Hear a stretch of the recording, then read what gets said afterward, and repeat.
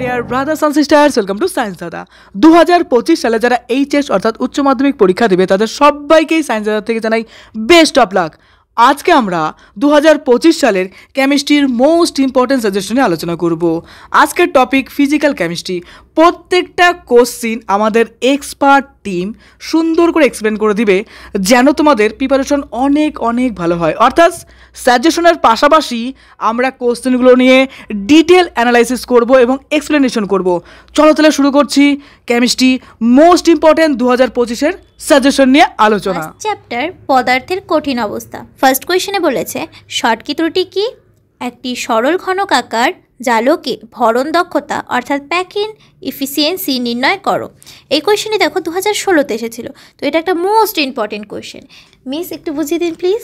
আচ্ছা দেখো, এখানে কি বলেছে শর্টকি ত্রুটি কি? শর্টকি মানে মনে রাখবে শুটকি মাছ। ওকে, এটা একটা মনে রাখার ট্রিক্স, কারণ এরপরে আমরা আরও ডিটেলস পড়বো। ফ্রেন্কেল ত্রুটি, শর্টকি ত্রুটি, তোমাদের হচ্ছে কনফিউশন ক্রিয়েট হতে পারে যে এই দুটোর মধ্যে কোনটা দুর্বল। ঠিক আছে, তো মনে রাখবে শর্টকি ত্রুটি যেটা রয়েছে সেটা কিন্তু দুর্বল প্রকৃতির হয়। ওকে, চলো এবার শর্টকি ত্রুটি কাকে বলে সেটা আমরা বুঝে নিই। কোনো কেলাসাকার আয়নীয় যৌগের কেলাস জালক থেকে সমসংখ্যক কী হচ্ছে বলো তো? ক্যাটায়ন আর অ্যানায়ন নিরুদ্দিষ্ট হচ্ছে, মানে ক্যাটায়ন অ্যানায়ন তার জায়গা থেকে সরে যাচ্ছে, অর্থাৎ বাতিল হয়ে যাচ্ছে। নিরুদ্দিষ্ট হওয়ার ফলে ওই যে কেলাসটা রয়েছে না, ওই কেলাসটার মধ্যে একটা ত্রুটির সৃষ্টি হয়েছে। অবশ্যই এখন যদি ক্যাটায়ন আয়ন নিরুদ্দিষ্ট হয় তাহলে অবশ্যই ওই জায়গাটা কী হয়ে যাবে? ফাঁকা হয়ে যাবে। তাহলে ফাঁকা হয়ে যাওয়ার ফলে কি? ওটা একটা ত্রুটি। তাহলে এই যে ত্রুটিটার সৃষ্টি হচ্ছে এটাই হচ্ছে তোমাদের শর্টকি ত্রুটি। এবার দেখো মোস্ট ইম্পর্টেন্ট এক্সাম্পল কিন্তু তোমাকে জানতেই হবে, কারণ এমসিকিউ আকারে কিন্তু তোমাকে কোশ্চেন করবে যে NaCl বলতে পারে বা AgCl বলতে পারে। এটা কি? এটা ফ্রেন্কেল ত্রুটি প্রদর্শন করে না এটা হচ্ছে শর্টকি ত্রুটি প্রদর্শন করে? তো প্রথমত আমরা জেনে নিই শর্টকি ত্রুটির এক্সাম্পলগুলি। তো sodium chloride, potassium chloride, caesium chloride, silver bromide, okay, potassium bromide, এগুলি হচ্ছে আমাদের শর্টকি ত্রুটির উদাহরণ। এবার দেখো এর থেকেও যেটা আসতে পারে কোশ্চেন যে ফ্রেন্কেল ত্রুটি কি। তো চলো আমরা জেনে নিই ফ্রেন্কেল ত্রুটিটা কি। আচ্ছা, কোনো আয়নীয় কেলাসে যদি কোনো আয়ন, মনে রাখবে সাধারণত কিন্তু ক্যাটায়নের ক্ষেত্রেই ফ্রেন্কেল ত্রুটি প্রযোজ্য। ওকে, তার স্থান পরিত্যাগ করে কি করবে? একটা অন্তঃস্থানিক বা ইন্টারস্টিশিয়াল স্থানে অবস্থান করবে। এবার অবস্থান করার পরে তার একটা যে ত্রুটির সৃষ্টি হবে সেটাকে আমরা বলবো ফ্রেন্কেল ত্রুটি। চলো এবার ফ্রেন্কেল ত্রুটির এক্সাম্পলগুলো আমরা জেনে নিই। AgCl, তারপর হচ্ছে AgBr, তারপর AgIZNS, এগুলো কি? এগুলো হচ্ছে ফ্রেন্কেল ত্রুটির হচ্ছে এক্সাম্পল। এবার দেখো এ থেকে আরও কোশ্চেন আসতে পারে। কি কোশ্চেন? যে ফ্রেন্কেল ত্রুটি আর শর্টকি ত্রুটির পার্থক্য, এটাও কিন্তু একটা মোস্ট ইম্পর্টেন্ট কোশ্চেনের মধ্যে পড়ে। ওকে, তো দেখো আমরা কিন্তু সংজ্ঞা জেনে নিয়েছি। তো সংজ্ঞাটা কি? আয়নীয় কেলাস থেকে সমসংখ্যক যখন ক্যাটায়ন আর অ্যানায়ন তাদের নিজস্ব যে স্থান আছে সেই স্থান থেকে পরিত্যাগ করে বা নির্দিষ্ট হওয়ার ফলে কেলাসে এই শর্টকি ত্রুটির সৃষ্টি হয়। ওকে, আর ফ্রেন্কেল ত্রুটি কি? আয়নীয় কেলাসে কোনো আয়ন, মনে রাখবে সাধারণত কি প্রথমে বললাম ক্যাটায়ন, তার নিজস্ব স্থান পরিত্যাগ করে ইন্টারস্টিশিয়াল স্থানে অবস্থান করবে।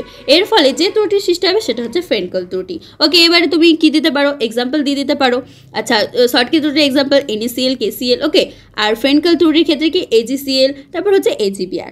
এবার দেখো আরেকটা মোস্ট ইম্পর্টেন্ট একটা পয়েন্ট, যে শর্টকি ত্রুটির ক্ষেত্রে কেলাসের যে ঘনত্ব রয়েছে সেই ঘনত্বটা হ্রাস পায়, কিন্তু ফ্রেন্কেল ত্রুটির ক্ষেত্রে কী হয় বলো তো?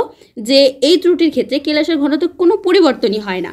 এবার আরেকটা মোস্ট ইম্পর্টেন্ট কোশ্চেন উচ্চ মাধ্যমিকে দিতে পারে যে এমন একটি যৌগের বা আয়নীয় যৌগের নাম করো যেটা ফ্রেন্কেল আর শর্টকি উভয় ত্রুটি প্রদর্শনকারী যৌগ। তো এটা মনে রাখবে, এটা হবে সিলভার ব্রোমাইড, AgBr। ওকে, এছাড়াও আরেকটা কোশ্চেন আসতে পারে যে ক্ষার ধাতুর যে বিশুদ্ধ হ্যালাইড যৌগগুলি রয়েছে সেটা ফ্রেন্কেল ত্রুটি প্রদর্শন করে না কেন? তো মনে রাখবে আমরা কি জানি ফ্রেন্কেল ত্রুটি শুধুমাত্র বা সাধারণত ক্যাটায়নের ক্ষেত্রে প্রযোজ্য হয়। ঠিক আছে, তো দেখো এক্ষেত্রে ক্ষার ধাতুর যে ক্যাটায়নের আকার এটা অনেকটা বড় হয়। অপেক্ষাকৃত বড় হওয়ার জন্য এই যে ক্যাটায়নগুলি রয়েছে সেটা কেলাস মধ্যস্থ ইন্টারস্টিশিয়াল স্থান অধিকার করতে পারে না, যেহেতু এর আকারটা বড়, অর্থাৎ ওই জায়গাটা কি বলতো ছোট টাইপের হয়। হ্যাঁ, আকারটা ছোট হয়। এবার কিন্তু এক্ষেত্রে এর আকারটা অনেক বড়, সেজন্য ওই জায়গাটাতে শিফট হতে পারে না বা ফিট হতে পারে না, সেজন্য তারা কি করে না? এই ত্রুটি প্রদর্শন করে না। তো চলো এইখান থেকে আমরা কি কি কোশ্চেন হতে পারে ভালো করে কিন্তু জেনে নিলাম। এবার দেখো তোমাদের আরও যে কোশ্চেন রয়েছে, অর্থাৎ দেহকেন্দ্রিক, পৃষ্ঠকেন্দ্রিক, ঠিক আছে, এগুলোর ক্ষেত্রে তোমাদের প্যাকিং দক্ষতা নির্ণয় করতে হবে। তো এগুলো তোমরা বইয়ে দেখে নেবে। ওকে, এই প্রমাণগুলো কিন্তু পরীক্ষার জন্য ইম্পর্টেন্ট, তো আসতে পারে। চলো এবার নেক্সট কোশ্চেন। দেখো মিস এটা আমাদের খুব সুন্দর করে বুঝিয়ে দিল, আর এর সাথে সাথে অনেকগুলো এক্সট্রা কোশ্চেন আমরা জেনে নিলাম। চলো নেক্সট কোয়েশ্চেনে যাওয়া যাক। কি বলেছে দেখো, একটি কঠিন ধাতুর যার কিনা পারমাণবিক ভর 52 কেলাসনে দেহকেন্দ্রিক ঘনাকাকার ল্যাটিস গঠিত হয়। যদি ওই ধাতুর একক কোষের বাহুর দৈর্ঘ্য 287 পিকোমিটার হয় তবে ওই ধাতুর পরমাণুর ব্যাসার্ধ ও ধাতুর ঘনত্ব নির্ণয় করো। দেখো এই কোয়েশ্চেনটি তোমাদের 2022 এসেছিল, তো এটাও একটা মোস্ট ইম্পর্টেন্ট কোয়েশ্চেন। মিস এখন আমাদের এটা বুঝিয়ে দেবেন। মিস বুঝিয়ে দিন। আচ্ছা দেখো এক্ষেত্রে কি বলেছে, তো প্রথমত আমরা এখানে যে মানগুলি রয়েছে সেই মানগুলি কোশ্চেন থেকে জেনে নিই। ওকে, তো প্রথমত দেখো যে কঠিন পদার্থের যে পারমাণবিক ভর সেটা এম এর মান 52, ঠিক আছে, দেখো 52 কিন্তু, আর একক কোষের বাহুর দৈর্ঘ্য যেটা রয়েছে সেটা হচ্ছে এর মান কি রয়েছে যে 287 পিকোমিটার। এবার আমরা ফর্মুলা কি জানি, যদি ধাতুর পরমাণুর ব্যাসার্ধ নির্ণয় করি তাহলে আর সমান কি হয়, a √3 ডিভাইডেড বাই 4 হয়, ঠিক আছে। এ বলতে কি কোষের বাহুর দৈর্ঘ্য। এবার দেখো এক্ষেত্রে আমরা জাস্ট মানগুলো পুট করিয়ে দেবো। তো পুট করে দিয়ে কি হবে যে পুট করে দেওয়ার পর জাস্ট অ্যান্সার বেরিয়ে যাবে। তো ধাতুর পরমাণুর ব্যাসার্ধ আর সমান কি লিখবো, এর মান কত 287 ইন্টু √3 ডিভাইডেড বাই 4 পিকোমিটার। এবার দেখো এটার ক্যালকুলেশন যদি আমরা করি তাহলে এক্ষেত্রে এটা কত আসবে বলো তো, 124.27 পিকোমিটার। তোমরা ক্যালকুলেশন করে নেবে। এবার মোস্ট ইম্পর্টেন্ট যেটা ফর্মুলা রয়েছে, rho equals to Z into M divided by N A into A cube. Okay, তাহলে কি রো সমান Z into M divided by N A into A cube. এটা কিন্তু মোস্ট ইম্পর্টেন্ট ফর্মুলা। এই formula apply করে তোমাদের অনেক অঙ্ক করতে হবে। কোনো সময় রো এর ঘনত্বের মান বের করতে বলবে, কোনো সময় হচ্ছে এর মান বের করতে বলবে, কোনো সময় জেড এর মান, তো জেড এর মানও বের করতে হতে পারে, ঠিক আছে। তো এই ফর্মুলাটা ভালো করে মনে রাখবে। তো জাস্ট আমরা কি করব, মানগুলো বসিয়ে দেবো। এবার দেখো প্রতি একক কোষে আমরা কি জানি, দেহ কেন্দ্রিকের ক্ষেত্রে প্রতি একক কোষে পরমাণুর সংখ্যা যেটা জেড এর মান সেটা কিন্তু 2 হয়। ওকে, আর এম এর মান তো কোশ্চেনে দিয়েই দিচ্ছে। তো দেখো এটা যদি আমরা ক্যালকুলেশন করি অর্থাৎ রো সমান জেড এর মান কত বেরোলো, তাহলে 2। ওকে, জেড এর মান কত বেরোলো 2 ইন্টু এম এর মান কত দেওয়া হচ্ছে কোশ্চেনে 52 ডিভাইডেড বাই, আচ্ছা এন এ বলতে কি বলতো, অ্যাভোগাড্রো সংখ্যা। তাহলে এন এ বলতে কি অ্যাভোগাড্রো সংখ্যা, যার মান কি হয় 6.022 ইন্টু 10⁻23 হয়। ওকে, 6.022 ইন্টু 10⁻23 হয় ইন্টু, এবার যদি আমরা এক্ষেত্রে এর মান বের করি তো এর মান তো আমরা পেলামই কত, হচ্ছে 287 পিকোমিটার, তাই তো, ইন্টু 10⁻12 এর কিউব করে দেবো, তাহলে এটা গ্রাম পার মিটার কিউব হয়ে গেল। তো দেখো এটা ক্যালকুলেশন করে আসবে তোমাদের 7.304 গ্রাম পার সিসি। ওকে, তাহলে দেখো এই কোশ্চেনটা কিন্তু মোস্ট ইম্পর্টেন্ট। এই ফর্মুলা কিন্তু ভালো করে মনে রাখবে, এটা অ্যাপ্লাই করে তোমাকে নেক্সট আরও অঙ্ক করতে হবে। ওকে, চলো নেক্সট কোয়েশ্চেন। মিস এই অঙ্কটিকেও খুব ভালো করে বুঝিয়ে দিলেন, তো তোমরা অবশ্যই ভালো করে বুঝে নিয়ে আবার অঙ্কটা কিন্তু তোমাদের খাতার মধ্যে করে নিও। চলো নেক্সট কোয়েশ্চেন। দেখো এখানে বলেছে 3-1 বলেছে ফেরোম্যাগনেটিক পদার্থ কাকে বলে। কি বলেছেন, ফেরোম্যাগনেটিক পদার্থ কাকে বলে। মিস এটা একটু বুঝিয়ে দিন। আচ্ছা দেখো ফেরোম্যাগনেটিক পদার্থ কি বলো তো, যেসব পদার্থ, মনে রাখবে এটা চুম্বক দ্বারা তীব্রভাবে আকৃষ্ট হবে, তার মানে যে সমস্ত পদার্থ চুম্বক দ্বারা তীব্রভাবে আকৃষ্ট হয়। এবার কোনো কারণে তুমি যদি একে চুম্বক ক্ষেত্র থেকে সরিয়ে নাও অর্থাৎ প্রত্যাহার করে নিলেও দেখবে পদার্থগুলির চুম্বকত্ব বজায় থাকে, তাদেরকে আমরা বলবো ফেরোম্যাগনেটিক পদার্থ। এর পাশাপাশি আরও জেনে নাও প্যারাম্যাগনেটিক পদার্থ, ডায়াম্যাগনেটিক পদার্থ, অ্যান্টি ফেরোম্যাগনেটিক পদার্থ, ফেরোম্যাগনেটিক পদার্থ, ঠিক আছে। এবার দেখো প্যারাম্যাগনেটিক পদার্থ যদি আমরা বলি তাহলে প্যারাম্যাগনেটিক পদার্থ কি বলতো, যেসব পদার্থ চুম্বক দ্বারা ক্ষীণভাবে মানে অল্প পরিমাণে আকৃষ্ট হবে আর অসম চৌম্বক ক্ষেত্রের উপস্থিতিতে কি করবে, কম প্রাবল্যের অঞ্চল থেকে, মনে রাখবে কম প্রাবল্যের অঞ্চল থেকে বেশি প্রাবল্যের অঞ্চলের দিকে সে ধাবিত হবে, তাদেরকে আমরা বলবো প্যারাম্যাগনেটিক পদার্থ। এবার আচ্ছা প্যারাম্যাগনেটিক পদার্থের যে এক্সাম্পলগুলো রয়েছে সেগুলো আমরা জেনে নিই। দেখো অক্সিজেন O2 হবে, সোডিয়াম হবে, অ্যালুমিনিয়াম, ক্রোমিয়াম, তারপর হচ্ছে কি CuO, TiO, এগুলো কিন্তু প্যারাম্যাগনেটিক পদার্থের উদাহরণ। এবার ডায়াম্যাগনেটিক পদার্থ কি বলতো, যেসব পদার্থ চৌম্বক দ্বারা বিকর্ষিত হয় অর্থাৎ কোনোভাবে আকর্ষিত হবে না, বিকর্ষিত হবে, আর চৌম্বক ক্ষেত্রের উপস্থিতিতে বেশি প্রাবল্য। দেখো প্যারাম্যাগনেটিকের ক্ষেত্রে কি ছিল, কম প্রাবল্যের থেকে কিন্তু বেশি প্রাবল্যের দিকে গেছিল, কিন্তু ডায়াম্যাগনেটিকের ক্ষেত্রে কি হবে, বেশি প্রাবল্যের অঞ্চল থেকে কম প্রাবল্যের অঞ্চলের দিকে সরে যাবে, তাদেরকে আমরা বলবো ডায়াম্যাগনেটিক পদার্থ। যেমন কি কি হতে পারে, কপার, জিঙ্ক, তারপর হচ্ছে বিসমুথ, সোডিয়াম ক্লোরাইড, KCl, বেনজিন, এগুলো কি ডায়াম্যাগনেটিক পদার্থ।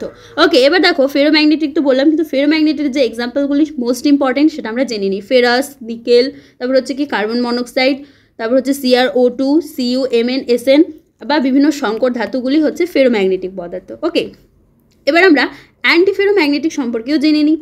যেসব পদার্থ অযুগ্ম ইলেকট্রনের উপস্থিতি সত্ত্বেও পদার্থের যে নিচচম্বক ভ্রামকের মানটা 0 হয়ে যায় তাদেরকে আমরা বলবো অ্যান্টিফেরোম্যাগনেটিক পদার্থ। কি কি হতে পারে? CrO3, MnO, FeO এগুলি। আর ফেরিম্যাগনেটিক মনে রাখবে, ফেরিম্যাগনেটিক পদার্থ কি?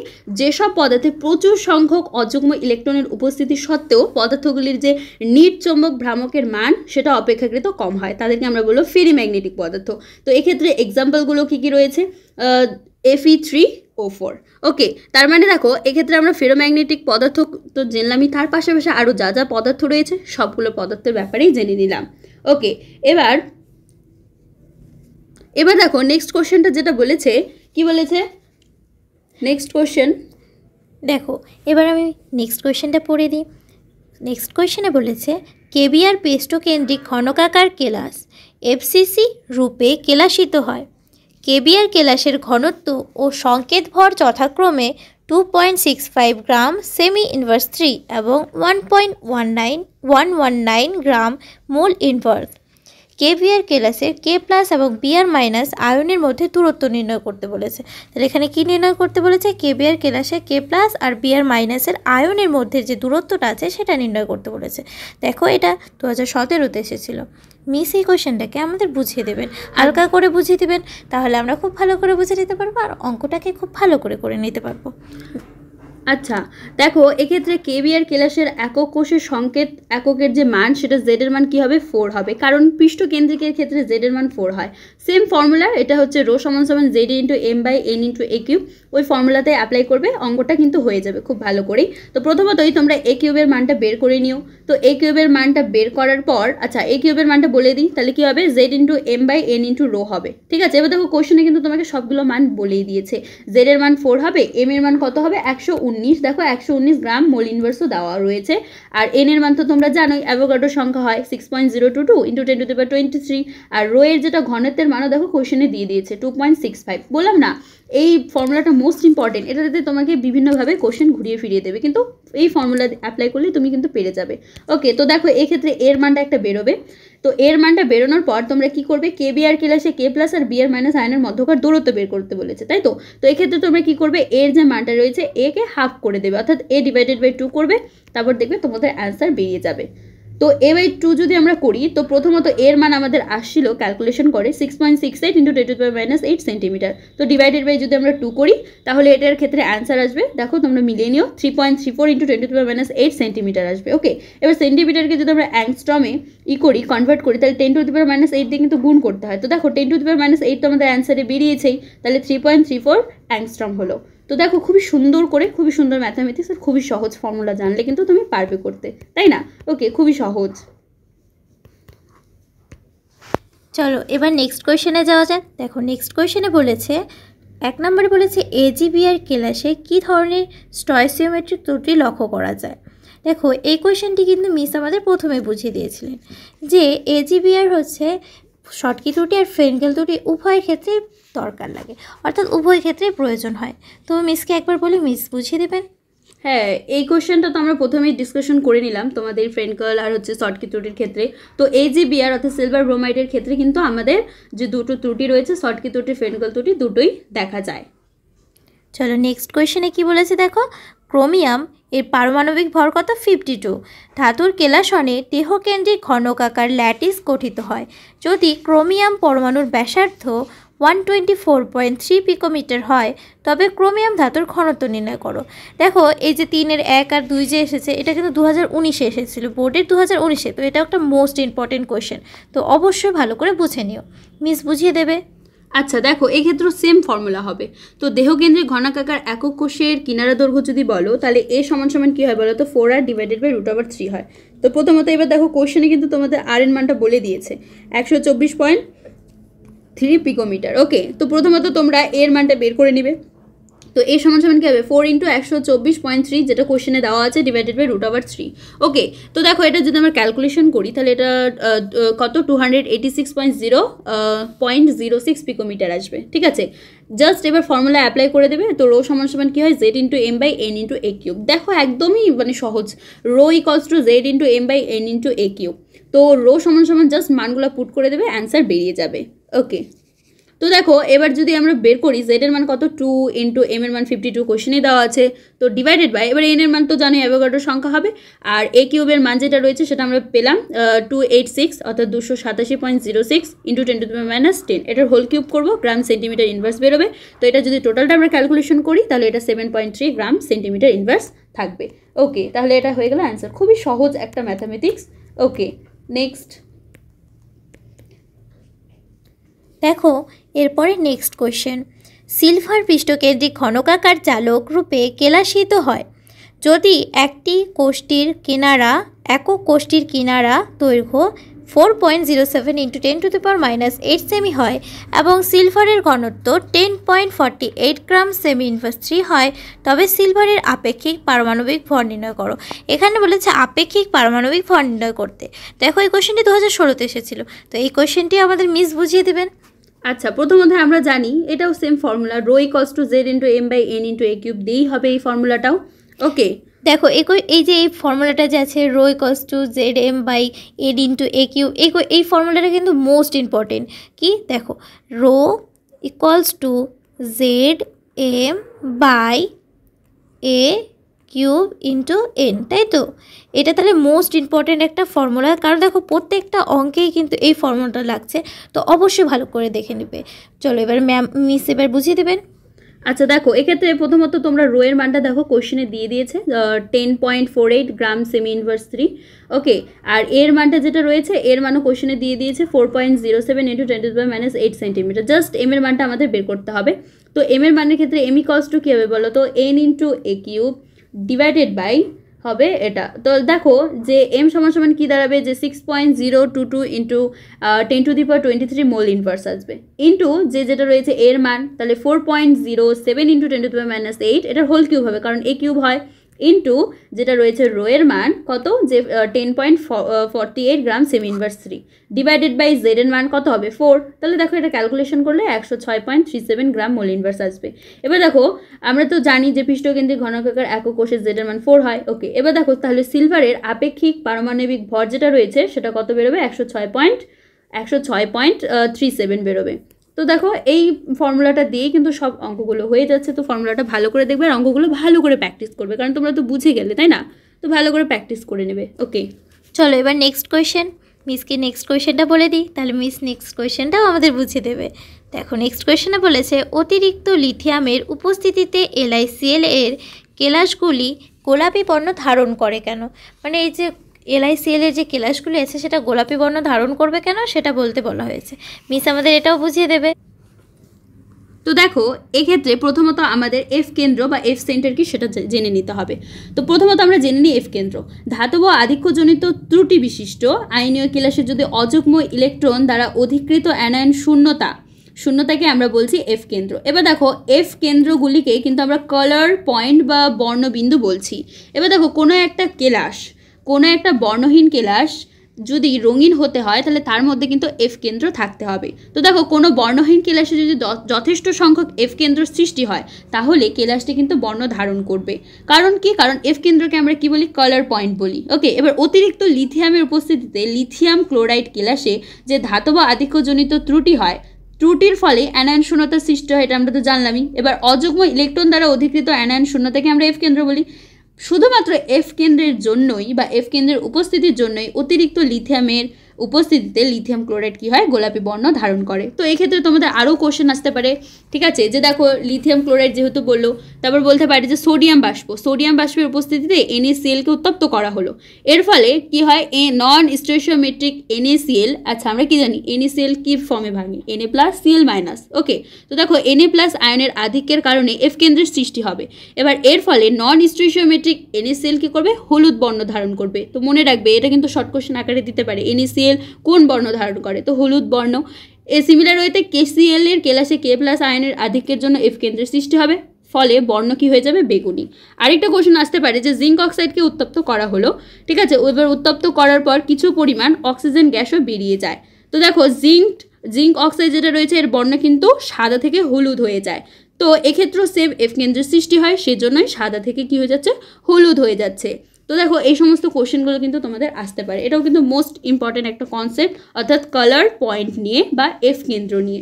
ওকে, এরপর নেক্সট। চলো নেক্সট কোয়েশ্চেন, কেলাসাকার কঠিনগুলি অসমসারক উক্তিটির অর্থ কী? মানে কেলাসাকার কঠিনগুলো যে আছে ওটা অসমসারক, এটার উক্তিটা যে আছে এটার অর্থ কী, মানে এটার মানে কি? চলো মিস এটা বুঝিয়ে দেবেন। আচ্ছা দেখো, এটার অর্থ কি বলো তো? এটার অর্থ হচ্ছে কেলাসাকার যে কঠিন পদার্থ রয়েছে তার বিভিন্ন ভৌত ধর্মাবলী। আচ্ছা, ভৌত ধর্মাবলীর মধ্যে কি কি হয়? তাপ, পরিবাহিতা, ওকে, তড়িৎ পরিবাহিতা, প্রতিসারাঙ্ক, এই সমস্ত জিনিসগুলিকে আমরা ভৌত ধর্মাবলী বলি।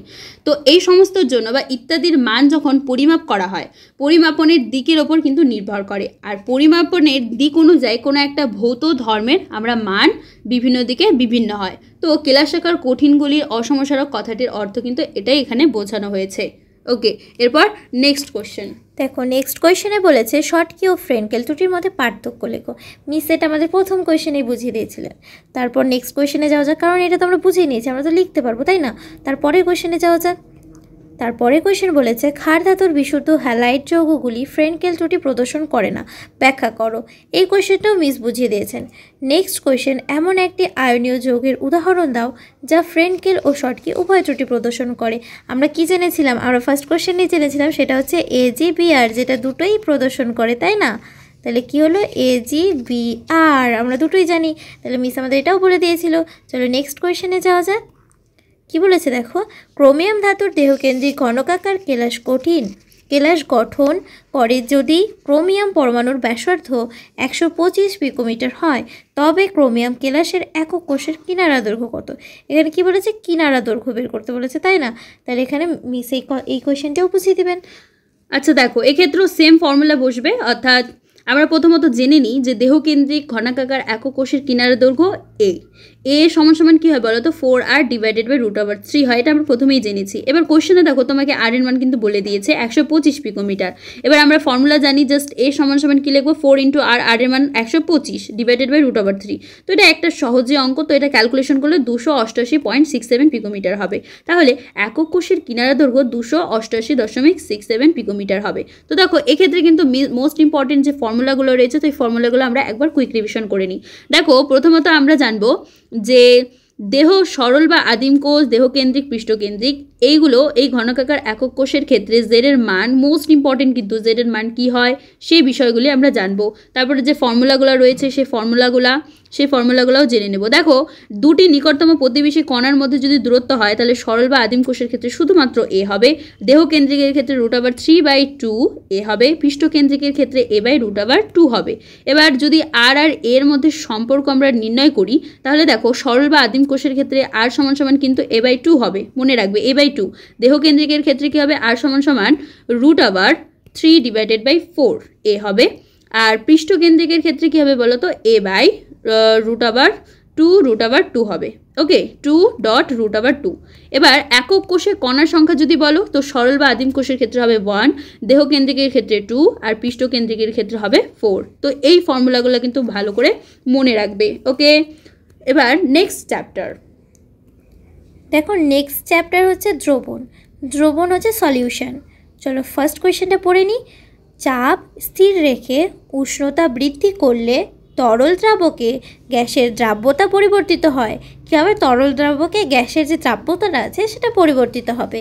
কি পরিবর্তন হয় বিবৃত করো, ও কেন হয় ব্যাখ্যা করো। মানে কিসের জন্য পরিবর্তনটা হচ্ছে সেটা বলতে বলেছে, আর কেন হবে সেটাও ব্যাখ্যা করতে বলেছে। দেখো এই কোয়েশ্চেনটি 2018-তে এসেছিল, তো এটা একটা মোস্ট ইম্পর্টেন্ট কোয়েশ্চেন। চলো এবার এটা আমাদের মিস বুঝিয়ে দেবেন। মিস বুঝিয়ে দিন। আচ্ছা দেখো প্রথমত তোমাদের কি বলেছে? চাপটা স্থির রাখতে হবে, তাই না? চাপ স্থির রেখে উষ্ণতা যদি আমরা বৃদ্ধি করি তাহলে এক্ষেত্রে কি হবে সেটা আমাদের নির্ণয় করতে হবে, তাই না? তো চলো প্রথমত আমরা দেখে নিই যে আচ্ছা এখানে কি বলেছে যে এটা হচ্ছে চাপ স্থির রেখে উষ্ণতা বৃদ্ধি করলে তরল দ্রাবকে গ্যাসের দ্রাব্যতা পরিবর্তিত হয়। এটা কি করে বিবৃত করব সেটা আমরা এখন আলোচনা করব। তো দেখো এক্ষেত্রে কোনো একটা সিস্টেমের চাপ স্থির রেখে যদি উষ্ণতা বৃদ্ধি করো তাহলে লাসাতেলের নীতি অনুসারে বিপরীত যে প্রক্রিয়াটি রয়েছে সেটা সম্মুখ প্রক্রিয়ার তুলনায় বেশি মাত্রায় সংঘটিত হবে। কারণ কি, এই প্রক্রিয়ায় তাপের যে শোষণ হয়, তাপের শোষণ ঘটে, আর এর ফলে তরলে দ্রবীভূত গ্যাসের যে গাঢ়ত্ব তথা দ্রাব্যতাও হ্রাস পায়। তো সাম্যাবস্থা বাম দিকে সরে গিয়ে কিন্তু পুনঃপ্রতিষ্ঠিত হয়ে যাবে। তো গ্যাস প্লাস তরল দ্রাবক উভমুখী চিহ্ন যদি আমরা বলি তাহলে দ্রবীভূত গ্যাসের সম্পৃক্ত দ্রবণ, এক্ষেত্রে ডেল্টা এইচ লেস দেন কিন্তু 0 হবে। ওকে, তো এরপর ডেল্টা এইচ কিন্তু লেস দেন 0 হবে। তো এরপর নেক্সট কোশ্চেন। চলো দেখো নেক্সট কোয়েশ্চেন বলেছে কোনো দ্রবণের অভিস্রবণ চাপ সংক্রান্ত ভ্যান হফ সমীকরণটি লেখো। এখানে কি বলেছে, ভ্যান হফের সমীকরণটা লিখতে বলেছে, তাই তো। তারপর বলেছে সব দ্রবণের এই সমীকরণ মেনে চলে কিনা কারণ সহ বিবৃত করো। এই কোয়েশ্চেনটা এখন মিস আমাদের বুঝিয়ে দেবেন, কিন্তু দেখো এই কোয়েশ্চেনটা 2017-তে এসেছিল, তো এটাও একটা ইম্পর্টেন্ট কোয়েশ্চেন বা মোস্ট ইম্পর্টেন্টও বলতে পারো, এটা মোস্ট ইম্পর্টেন্ট কোয়েশ্চেনের মধ্যে একটা কোয়েশ্চেন, তো অবশ্যই ভালো করে বুঝবে, ঠিক আছে। তো চলো দেখো ভ্যান হফের অভিস্রবণ চাপ সমীকরণ কী হয় বলো তো, পাই ইকুয়ালস টু CRT হয়। আচ্ছা, এক্ষেত্রে আমরা প্রথম সূত্র যেটা রয়েছে সেটা জেনে নিই। তো প্রথম সূত্রের ক্ষেত্রে কি হয়, স্থির উষ্ণতা অর্থাৎ উষ্ণতাটাকে ফিক্সড রেখে কোনো অনদবায়ী, 3টা কন্ডিশন কিন্তু মোস্ট ইম্পর্টেন্ট মনে রেখো, অনদবায়ী, তড়িৎ অবিশ্লেষ্য আর অসংযোজিত। কিসের ক্ষেত্রে, কঠিন দ্রাব্যের ক্ষেত্রে, লঘুর ক্ষেত্রে, কঠিন দ্রাব্যের ক্ষেত্রে কিন্তু, তরলের ক্ষেত্রে নয়। তো কঠিন দ্রাব্যের লঘু দ্রবণের অভিস্রবণ চাপ ওই দ্রবণের মোলার গাঢ়ত্বের সাথে সমানুপাতিক হয়, অর্থাৎ এক্ষেত্রে আমরা কি পাচ্ছি, পাই ভেরিজেস সি পাচ্ছি। নেক্সট যে দ্বিতীয় সূত্র রয়েছে, স্থির বা নির্দিষ্ট গাঢ়ত্বে কোনো অনদবায়ী, অসংযোজিত, তড়িৎ অবিশ্লেষ্য কঠিন দ্রাব্যের লঘু দ্রবণের অভিস্রবণ চাপ কি হয়, দ্রবণের যে পরম উষ্ণতাকে আমরা টি দ্বারা ডিনোট করি বা চিহ্নিত করি, পরম উষ্ণতার সাথে সমানুপাতিক হয়, অর্থাৎ এক্ষেত্রে কি হবে, পাই ভেরিজেস টি হবে। আর তৃতীয় সূত্র যেটা রয়েছে, স্থির উষ্ণতায় কোনো দ্রাবকের একটি নির্দিষ্ট আয়তনে সমমোল পরিমাণ বিভিন্ন অনদবায়ী, অসংযোজিত, তড়িৎ অবিশ্লেষ্য কঠিন দ্রাব্য পৃথকভাবে কি হয়, দ্রবীভূত যদি আমরা করি তাহলে প্রাপ্ত দ্রবণগুলির অভিস্রবণ চাপ সমান হয়। তো এক্ষেত্রে আমরা দেখো পাই সমান কি পাই, K × CT, কারণ যদি আমরা ভেরিজেস উঠে তাহলে একটা কনস্ট্যান্ট কে আসে, তো কে হচ্ছে কি একটা কনস্ট্যান্ট, তাহলে পাই ইকুয়ালস টু KCT। এবার দেখো কেটাকে কিন্তু আমরা আর এর সাথে তুলনা করতে পারি, অর্থাৎ কে এর যে মান রয়েছে সেটা হয় 0.082 litre ATM degree inverse mole inverse. তো যেহেতু আর এর সাথে কে এর মানটা সিমিলার, সেজন্য আমরা বা কে ইকুয়ালস টু আর, সেজন্য আমরা পাই ইকুয়ালস টু CRT লিখছি। এরপর নেক্সট কোশ্চেন নিয়ে আমরা আলোচনা করব। চলো দেখো নেক্সট কোয়েশ্চেন বলেছে একটি দ্রবণের মোলালিটি বলতে কি বোঝায়। এখানে মোলালিটি বলতে বলেছে। এরপরে দেখো বলেছে 27 ডিগ্রি সেলসিয়াস উষ্ণতায় একটি 0.02 মোলার ইউরিয়ার জলীয় দ্রবণের অভিস্রবণ চাপ কত হবে। দেখো এখানে আর এর মান দিয়েছে 0.082 litre ATM kilo inverse mole inverse. দেখো এই কোয়েশ্চেনটি 2016-তে এসেছিল, তো এটাও একটা ইম্পর্টেন্ট কোয়েশ্চেন। চলো মিস এখন আমাদের এটা বুঝিয়ে দেবেন। দেখো মোলালিটি, আচ্ছা মোলালিটি প্রথমত আমরা সংজ্ঞাটা জেনে নিই। 1000 গ্রাম দ্রাবকে কোনো দ্রাব্যের যত মোল দ্রবীভূত হয়ে দ্রবণ তৈরি করে তাকে আমরা ওই দ্রবণের মোলালিটি বলছি। তো দেখো মোলালিটির পাশাপাশি কী কী কোশ্চেন হতে পারে, মোল ভগ্নাংশ, তারপর ppm একক, গ্রাম প্রতি লিটার মাত্রা কি, তারপর হচ্ছে মোলালিটি যেমন গেল, তারপরে আরেকটা যেটা আছে সেটা হলো ফর্মালিটি, তারপর হচ্ছে মোলারিটি, নর্মালিটি, এগুলো কিন্তু জেনে রেখো, এগুলো জাস্ট সংজ্ঞাগুলো জেনে রাখা দরকার। এবার দেখো পরের যে অঙ্কটা রয়েছে সে অঙ্কটা নিয়ে আমরা আলোচনা করি। আচ্ছা অঙ্কটার ক্ষেত্রে কি বলেছে যে আমাদের ভ্যান হফ, আচ্ছা কি বলেছে, দ্রবণের অভিস্রবণ চাপ নির্ণয় করতে। আচ্ছা পাই ইকুয়ালস টু আমরা কিন্তু ফর্মুলা জানি, একটু আগে করলাম, পাই ইকুয়ালস টু CRT হয়। তো দেখো এই ক্ষেত্রে পাই ইকুয়ালস টু সি এর মান যেটা রয়েছে 0.02, দেখো 0.02 এটা কিন্তু কোশ্চেনই দিয়ে দিয়েছে, আর এর মানটা তো আমরা আলোচনা করলামই, কত 0.0821 ইন্টু 300 ATM। ওকে, তো দেখো এটা যদি আমরা ক্যালকুলেশন করি তাহলে এটা 0.4926 ATM আসবে। তো এটা একটা খুবই সহজ অঙ্ক, পরীক্ষার ক্ষেত্রে কিন্তু দেয় যে অভিস্রবণ চাপ বা পায়ের মান নির্ণয় করতে। ওকে, এরপর নেক্সট কোশ্চেন। চলো নেক্সট কোয়েশ্চেনে যাওয়া যাক। দেখো বলেছে যে 87.99 গ্রাম একটি জৈব তরলে 0.9 গ্রাম অনন্তায়ী ও তড়িৎ অবিশ্লেষ্য দ্রাব্য দ্রবীভূত করলে দ্রবণের স্ফুটনাঙ্ক 0.25 ডিগ্রি সেলসিয়াস উন্নয়ন ঘটে। যদি দ্রাব্য পদার্থটির আণবিক ওজন 103 হয় তবে ওই জৈব তরলের স্ফুটনাঙ্কের মোলার উন্নয়ন ধ্রুবকের কেবি মান কত, এখানে এই যে বলেছে মোলার উন্নয়ন ধ্রুবকের মান বের করতে বলেছে। এই কোয়েশ্চেনটি দেখো 2022-এ এসেছিলো, তো অবশ্যই এটা একটা ইম্পর্টেন্ট কোয়েশ্চেন। চলো এখন মিস আমাদের এটা বুঝিয়ে দেবেন। আচ্ছা দেখো, প্রথমত তোমাদের এখানে কোশ্চেনে কত বলেছে যে 87.99 গ্রাম। আচ্ছা, কত ওই দ্রাব্য বলেছে যে 0.9 অনুদ্যায়ী তড়িৎ বিশ্লেষ্য দ্রাব্যের কথা, তাই তো। প্রথমত আমরা দ্রাব্যের মোল সংখ্যাটা নির্ণয় করে নিই। তো 0.9 গ্রাম দ্রাব্যের মোল সংখ্যা কত হবে বলো তো, যে 0.9 ডিভাইডেড বাই হবে 103। তো এটা যদি আমরা ক্যালকুলেশন করি তাহলে 8.738 ইন্টু 10⁻³ মোল আসবে। এবার প্রথমত আমরা কি বের করে নেব, মোলালিটি যেটা রয়েছে এম এর মান। তো এম এর মান ক্ষেত্রে দেখো আমরা যে দ্রাব্যের মোল সংখ্যা পেয়েছি, অর্থাৎ 8.738 ইন্টু 10⁻³ ডিভাইডেড বাই কত, আমাদের কোশ্চেনে যেটা রয়েছে জৈব দ্রাবকের মান 87.99, তো ওটা দিয়ে ডিভাইডেড করবো ইন্টু 1000 করতে হবে। তো এটা যদি আমরা করি তাহলে এটা 0.0993 মোল কে ইনভার্স আসবে। এবার দেখো মোস্ট ইম্পর্টেন্ট একটা ফর্মুলা রয়েছে, ডেল্টা টিবি সমান কেবি ইন্টু এম। এই সম্পর্ক অনুযায়ী কিন্তু আমরা এখানে অ্যাপ্লাই করবো, এই ফর্মুলাটায় অ্যাপ্লাই করব। তো এক্ষেত্রে ডেল্টা টিবি সমান কী দাঁড়াবে, কেবি ইন্টু এম। ওকে, তাহলে delta TB equals to KB into M. এই ফর্মুলাটা কিন্তু মোস্ট ইম্পর্টেন্ট, ভালো করে দেখবে। তো প্রথমত আমরা এখানে কেবি এর মানটা বের করবো, তাহলে কেবি সমান কী দাঁড়াবে, delta TB divided by M. তো জাস্ট মানগুলো বসিয়ে দাও। তো ডেল্টা টিবি এর মান কত পেলাম, 0.25। ওকে, ডিভাইডেড বাই দেখবে যে এম এর মান যেটা পেলাম 0.0993। তো জাস্ট বসিয়ে দেবে, বসিয়ে দিয়ে দেখবে যেটার অ্যান্সার আসবে 2.517 কেলভিন কেজি মোল ইনভার্স। ওকে, খুবই একটা সহজ ম্যাথামেটিক্স। তো ফর্মুলাগুলো ভালো করে মনে রাখবে, তাহলে কিন্তু অ্যাপ্লাই করতে পারবে। আর মোলালিটি কী হয়, নর্মালিটি তোমার জানা দরকার। তাহলে ডেল্টা টিবি সমান কেবি ইন্টু এম। ওকে, এরপরে নেক্সট কোয়েশ্চেন দেখো, বলেছে ভ্যান হফের অভিস্রবণ চাপ সংক্রান্ত সূত্রগুলি বিবৃত করো। মিস এটা আমাদের বুঝিয়ে দিয়েছেন, প্রথমেই বলে দিয়েছিল ভ্যান হফের যে অভিস্রবণ চাপের ইসেগুলো ছিল, সূত্রগুলো ছিল, সেগুলো বলে দিয়েছে। দেখো এটা 2022-এ এসেছে, তো এটা একটা ইম্পর্টেন্ট কোয়েশ্চেন। তারপরে দেখো অ্যাজিওট্রপিক মিশ্রণ কি, এটি আদর্শ দ্রবণ রূপে গণ্য করা যায় কেন, এটা এখন মিস আমাদের বুঝিয়ে দেবেন। দেখো এই কোয়েশ্চেনটা 2019-এ এসেছিল, তাই এটা একটা তোমাদের এক্সামের জন্য, যারা বোর্ড দিচ্ছ তাদের জন্য একটা মোস্ট ইম্পর্টেন্ট কোয়েশ্চেন। তো এটা অবশ্যই ভালো করে দেখবে।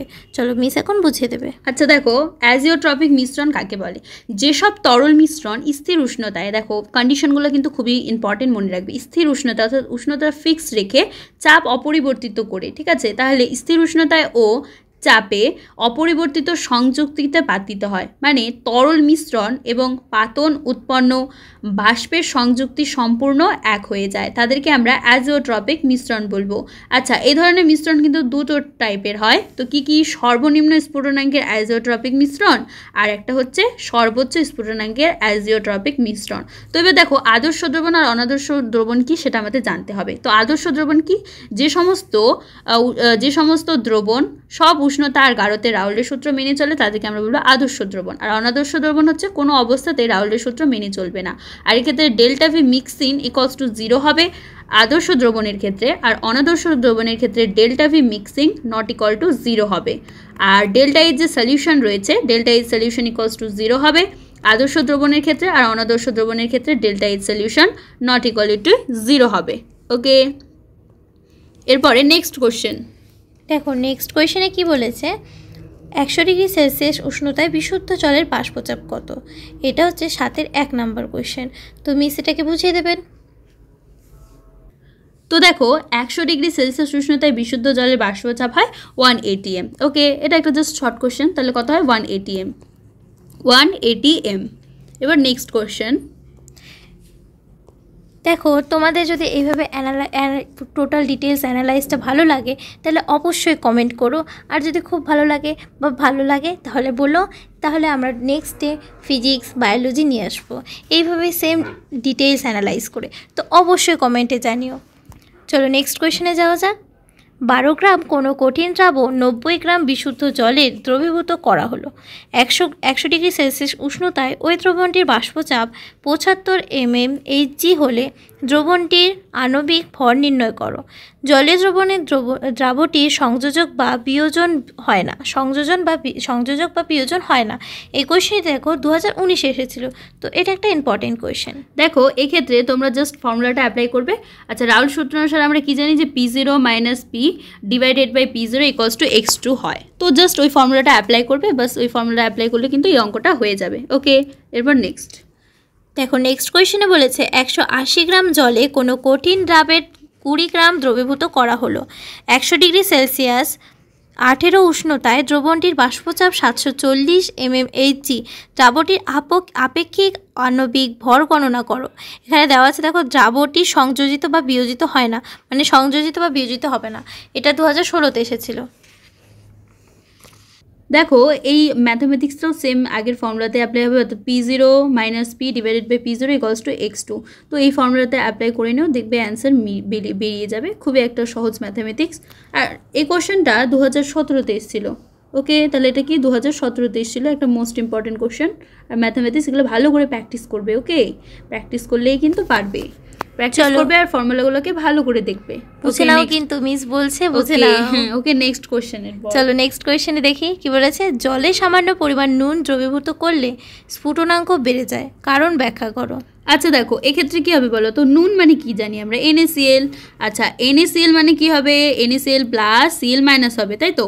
আচ্ছা, এটা একটা কি অনুদ্বায়ী পদার্থ, তাই যে কোনো অনুদ্বায়ী দ্রাব্যের জলীয় দ্রবণের মতো এরও কি হয়, জলীয় দ্রবণের যে স্ফুটনাঙ্ক সেটা সমচাপে বিশুদ্ধ যে জল আছে সেটার তুলনায় কিন্তু বেশি হয়। এছাড়াও NaCl অর্থাৎ সোডিয়াম ক্লোরাইড একটা তীব্র তড়িৎ বিশ্লেষ্য যৌগ, অবশ্য এটা কি Na+ Cl- আয়ন দেয়, তাই না?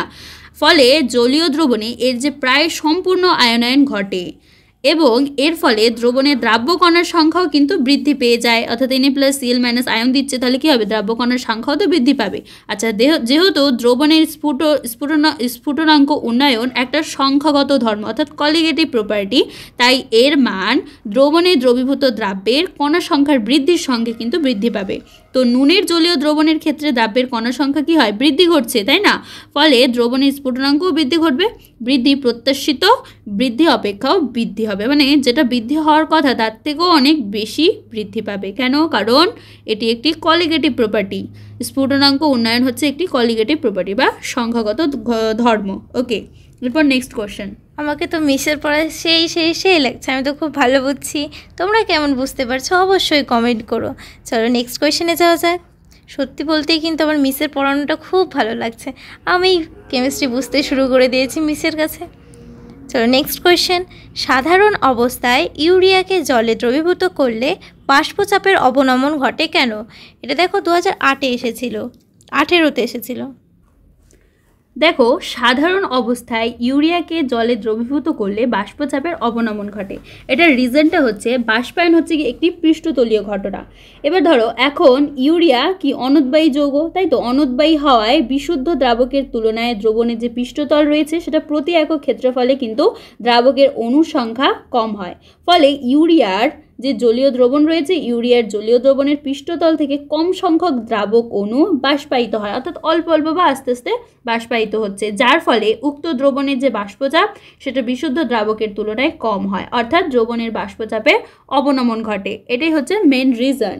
ওকে, নেক্সট কোশ্চেন। নেক্সট কোয়েশ্চেনে বলেছে শুষ্ক কিশমিশ দানাকে জলে রাখলে ধীরে ধীরে ফুলে ওঠে এবং অবশেষে স্বাভাবিক আকার প্রাপ্ত হয়। এর ফলে দানাকে গাঢ় চিনির দ্রবণে রাখলে দানাটি চুপসে যায়, কারণ ব্যাখ্যা করো। আচ্ছা দেখো এক্ষেত্রে তোমাদের প্রথমত আইসোটোনিক, হাইপোটোনিক আর হাইপারটোনিক দ্রবণ কি সেটা জেনে নিতে হবে। তো দেখো আইসোটোনিক দ্রবণ হচ্ছে অর্ধবেদ্য পর্দা দ্বারা পৃথকীকৃত দুটি দ্রবণের কোনো একটি থেকে অপরটির দিকে যদি দ্রাবকের প্রবাহ না হয় তবে ওই দ্রবণ দুটিকে কিন্তু আমরা আইসোটোনিক দ্রবণ বলবো, অর্থাৎ এক্ষেত্রে দ্রাবক যেটা রয়েছে দ্রাবকের কোনো প্রবাহ ঘটবে না। আর হাইপোটোনিক দ্রবণ হচ্ছে সেম অর্ধবেদ্য পর্দা দ্বারা পৃথকীকৃত দুটা দ্রবণের মধ্যে যার অভিস্রবণ চাপ কম হবে সেটিকে অপরটির সাপেক্ষে হাইপোটোনিক দ্রবণ আমরা বলবো। আর হাইপারটোনিক কি? অর্ধবেদ্য পর্দা দ্বারা পৃথকীকৃত দুটো দ্রবণের মধ্যে যার অভিস্রবণ চাপ বেশি সেটিকে অপরটির সাপেক্ষে আমরা হাইপারটোনিক দ্রবণ বলবো। তো দেখো এক্ষেত্রে কোশ্চেনে বলেছে যে শুষ্ক যে কিসমিস সেটাকে সেই দানাটাকে আমরা যদি জলে রাখি তাহলে সেটা ধীরে ধীরে ফুলে ওঠে, অবশেষে স্বাভাবিক আকারপ্রাপ্ত হয়। তাহলে এই ফোলা দানাকে যদি আমরা গাঢ় চিনির দ্রবণে রাখি তাহলে দ্রবণটা চুপসে যায় কেন? এর কারণটা আমরা জেনে নিই। আচ্ছা দেখো, কিসমিস দানার যে আবরণটা রয়েছে সেটা অর্ধবেদ্য পর্দা রূপে কিন্তু কাজ করে, অর্থাৎ অর্ধবেদ্য পর্দা রূপে কাজ করে, পার্চমেন্ট পেপার যেটা আমরা বলি। এবার দেখো, শুষ্ক অবস্থায় কিসমিস দানার ভেতরের তরলের গাঢ়ত্ব খুব বেশি হয়, ওকে, আর এটি কিন্তু জলের সাপেক্ষে হাইপারটোনিক দ্রবণ। তাই শুষ্ক কিসমিস দানাকে যদি আমরা জলে দিই সেটা কি হয়ে যাবে? হাইপোটোনিক দ্রবণ বা মাধ্যম বলতে পারো। তো অভিস্রবণ প্রক্রিয়ায় কিসমিস দানার ভেতরে প্রবেশ করবে, ফলে দানাটা ফুলে উঠবে আর অবশেষে স্বাভাবিক আকার প্রাপ্ত হবে। এবার অন্যদিকে যে গাঢ় চিনি দ্রবণ সেটা ফোলা কিসমিস দানার অভ্যন্তরে তরলের সাপেক্ষে কিন্তু হাইপারটোনিক। তাই ফোলা দানাকে গাঢ় চিনি দ্রবণে রাখলে জল কি হয়? দানার অভ্যন্তরের যে তরল যেটা কি হাইপোটোনিক সেটা থেকে বাইরে বেরিয়ে আসে, ফলে দানাটা কি হয়? চুপসে যায়। ওকে, কিসমিস খেতে তো ভালোই লাগে, তাই না? ওকে, সেই লাগে সেই কিসমিস ওকে, খেতে। Next question. চলো নেক্সট কোশ্চেনে যাই। বলেছে যে 0.01 মোলাল গ্লুকোজ দ্রবণ অপেক্ষা 0.01 মোলাল NaCl দ্রবণের স্ফুটনাঙ্ক বেশি, ব্যাখ্যা করো। এর স্ফুটনাঙ্কটা বেশি কেন সেটা ব্যাখ্যা করতে বলেছে। আচ্ছা দেখো, এক্ষেত্রে কিন্তু গ্লুকোজ আমরা কিন্তু সবাই জানি গ্লুকোজ C6H12O6 হয়, তাই না? এটা হচ্ছে গ্লুকোজের সংকেত। আর গ্লুকোজ কি? একটা তড়িৎ অবিশ্লেষ্য পদার্থ। মানে কি? গ্লুকোজ কি তড়িৎ পরিবহন করতে পারে? পারে না, এটা আমরা সবাই জানি। আর NaCl কি? তড়িৎ পরিবহন করতে পারে। কেন? কারণ NaCl আয়ন দেয়, Na+Cl-। আর ওইদিকে গ্লুকোজ তো কোনো আয়নই দেয় না, অর্থাৎ কোনো আয়নে বিয়োজিত হয় না। তাহলে পরিবহন কি করবে? তাপ কীভাবে পরিবহন করবে, তাই না? তো দেখো, গ্লুকোজ হচ্ছে তড়িৎ অবিশ্লেষ্য পদার্থ, কিন্তু NaCl কি? তীব্র তড়িৎ বিশ্লেষ্য পদার্থ। আচ্ছা, NaCl জলীয় দ্রবণে প্রায় সম্পূর্ণরূপে আয়নিত হয়। সুতরাং সমপরিমাণ 0.01 মোলাল NaCl দ্রবণে দ্রাব্য কণার সংখ্যা 0.01 মোলাল গ্লুকোজ দ্রবণ অপেক্ষা কিন্তু অনেক বেশি হয়। এটা কিন্তু খুবই সোজা একটা কনসেপ্ট। ওকে, চলো নেক্সট কোয়েশ্চেন। কি বলেছে দেখো, 300K উষ্ণতায় K4 FeCN6 এর একটি ডেসিমোলার দ্রবণে লবণটির 50% আয়নিত হয়। দ্রবণটির অভিস্রবণ চাপ নির্ণয় করো। এখানে অভিস্রবণ চাপটা নির্ণয় করতে বলেছে। মিস্টার একটু আগে অভিস্রবণ চাপ কি সেটা বুঝিয়ে দিল, চলো এবার এটা বুঝে নিই।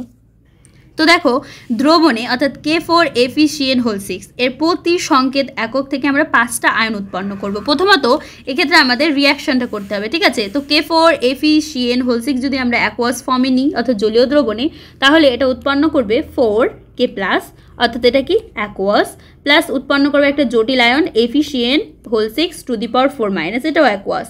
তো দেখো এক্ষেত্রে N এর মান কত হবে? 5।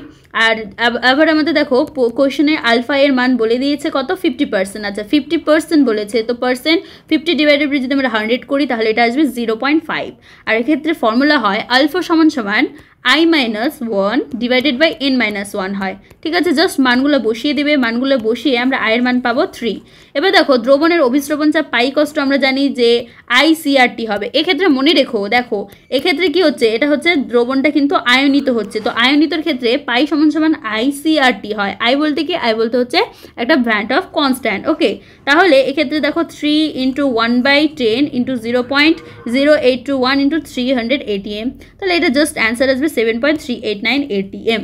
তো এটা একটা মোস্ট ইম্পর্টেন্ট ফর্মুলা, আর ম্যাথামেটিক্সও বলতে পারো। এটা পরীক্ষার জন্য দেয়, এটা বোর্ডের পরীক্ষায়, তো ভালো করে ফর্মুলাটা দেখে রাখবে, যেহেতু এটা ব্যতিক্রম। কেন? কারণ দেখো এক্ষেত্রে যে দ্রবণটা রয়েছে সেটা দ্রবণটা আয়নিত হওয়ার জন্য এর ক্ষেত্রে ফর্মুলাটা একটু চেঞ্জ হয়ে যায়, তো পাই কষ্ট ICRT হয়।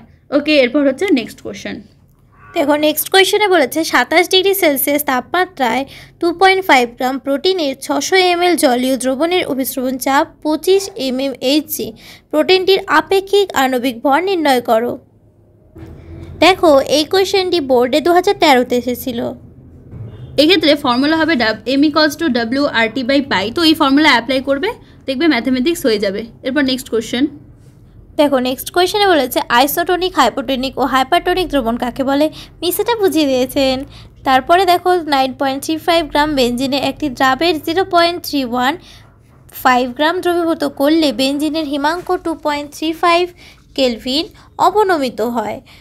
দ্রাবটির আণবিক ভর বা মোলার মাস গণনা করো। এখানে কি বলেছে? মোলার মাস গণনা করতে বলেছে। এখানে দেখো বেনজিনের যে কেএফ আছে ওটা দিয়েছে 5.1 কেজি মোল ইনভার্স। এই কোয়েশ্চেন দেখো 2014-তে এসেছিল। নেক্সট কোয়েশ্চেন দেখো, একটি অনুদ্রায়ী দ্রাবের 12.2% W/W জলীয় দ্রবণের বাষ্পচাপ 100 ডিগ্রি সেলসিয়াস উষ্ণতায় 746.6 mmHg হলে দ্রাবের আণবিক ভর গণনা করো। এটাও আণব ভরেরই কোয়েশ্চেন। এটা দেখো 2014-তে এসেছিল। তো দেখো এক্ষেত্রে যেটা ফর্মুলা হবে P0 - P divided by P0 = x2, just ওই ফর্মুলা অ্যাপ্লাই করবে, ওই ফর্মুলাতেই হয়ে যাবে। এরপর নেক্সট কোয়েশ্চেন। ওকে, চলো নেক্সট কোয়েশ্চেনে যাওয়া যাক।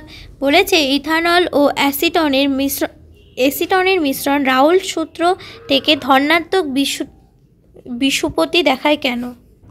তো দেখো এক্ষেত্রে বলেছে ইথানল ও অ্যাসিটনের মিশ্রণ রাউল সূত্র থেকে ধনাত্মক বিচ্যুতি দেখায় কেন? তো দেখো এই কন্ডিশনটা আমরা জেনে নিই। আচ্ছা, বিশুদ্ধ ইথানল যেটা রয়েছে তার অণুগুলি হাইড্রোজেন বন্ধনের মাধ্যমে কিন্তু পরস্পরের সঙ্গে আবদ্ধ থাকে। এবার অন্যদিকে বা অপরদিকে বলতে পারো বিশুদ্ধ অ্যাসিটনে অণুগুলির পরস্পরের মধ্যে কি থেকে বলো তো ডাইপল আন্তঃআণবিক আকর্ষণ বল ক্রিয়া করে। তো সুতরাং অ্যাসিটনের তুলনায় ইথানলে আন্তঃআণবিক আকর্ষণ বল কিন্তু বেশি শক্তিশালী।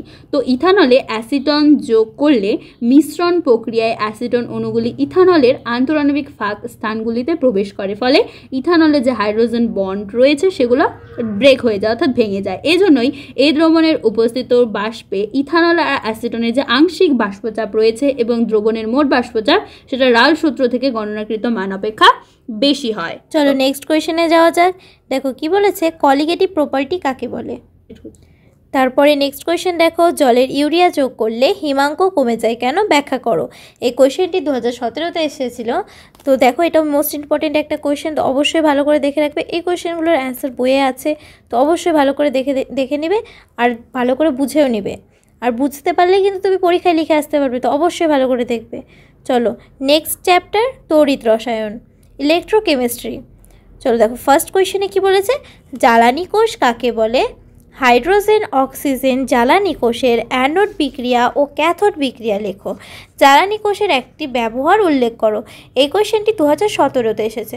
দেখো এখানে বলেছে ক্যাথোড বিক্রিয়া আর অ্যানোড বিক্রিয়া, দুটো বিক্রিয়া লিখে দিতে বলেছে। তো এটাও আমাদের মিস খুব ভালো করে বুঝিয়ে দেবে আর তোমরাও খুব ভালো করে বুঝতে পারবে। জ্বালানি কোষ কি বলো তো? জ্বালানি কোষ হচ্ছে এক ধরনের গ্যালভানীয় কোষ, যা কি করে জ্বালানির রাসায়নিক শক্তিকে সরাসরি তড়িৎ শক্তিতে রূপান্তরিত করে দেয়। তো জ্বালানি কোষটি সফলভাবে জ্বালানি কোষ তৈরি করা হয়েছিল, যেটাকে আমরা বলি H2O2। এটা একটা জ্বালানি কোষ।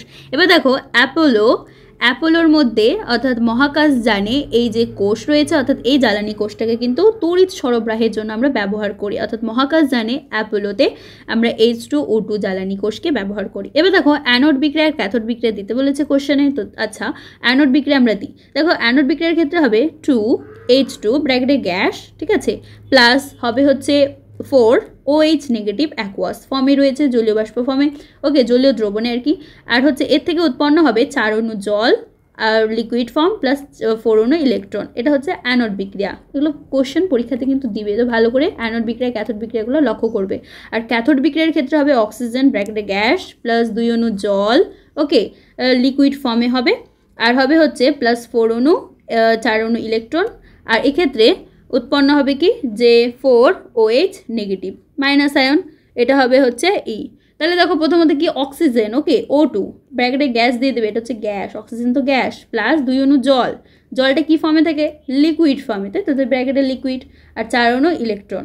তো এর থেকে কি উৎপন্ন হবে বলো তো? 4OH নেগেটিভ উৎপন্ন হবে, ঠিক আছে, OH নেগেটিভ, এটাও অ্যাকুয়াস ফর্মে হবে।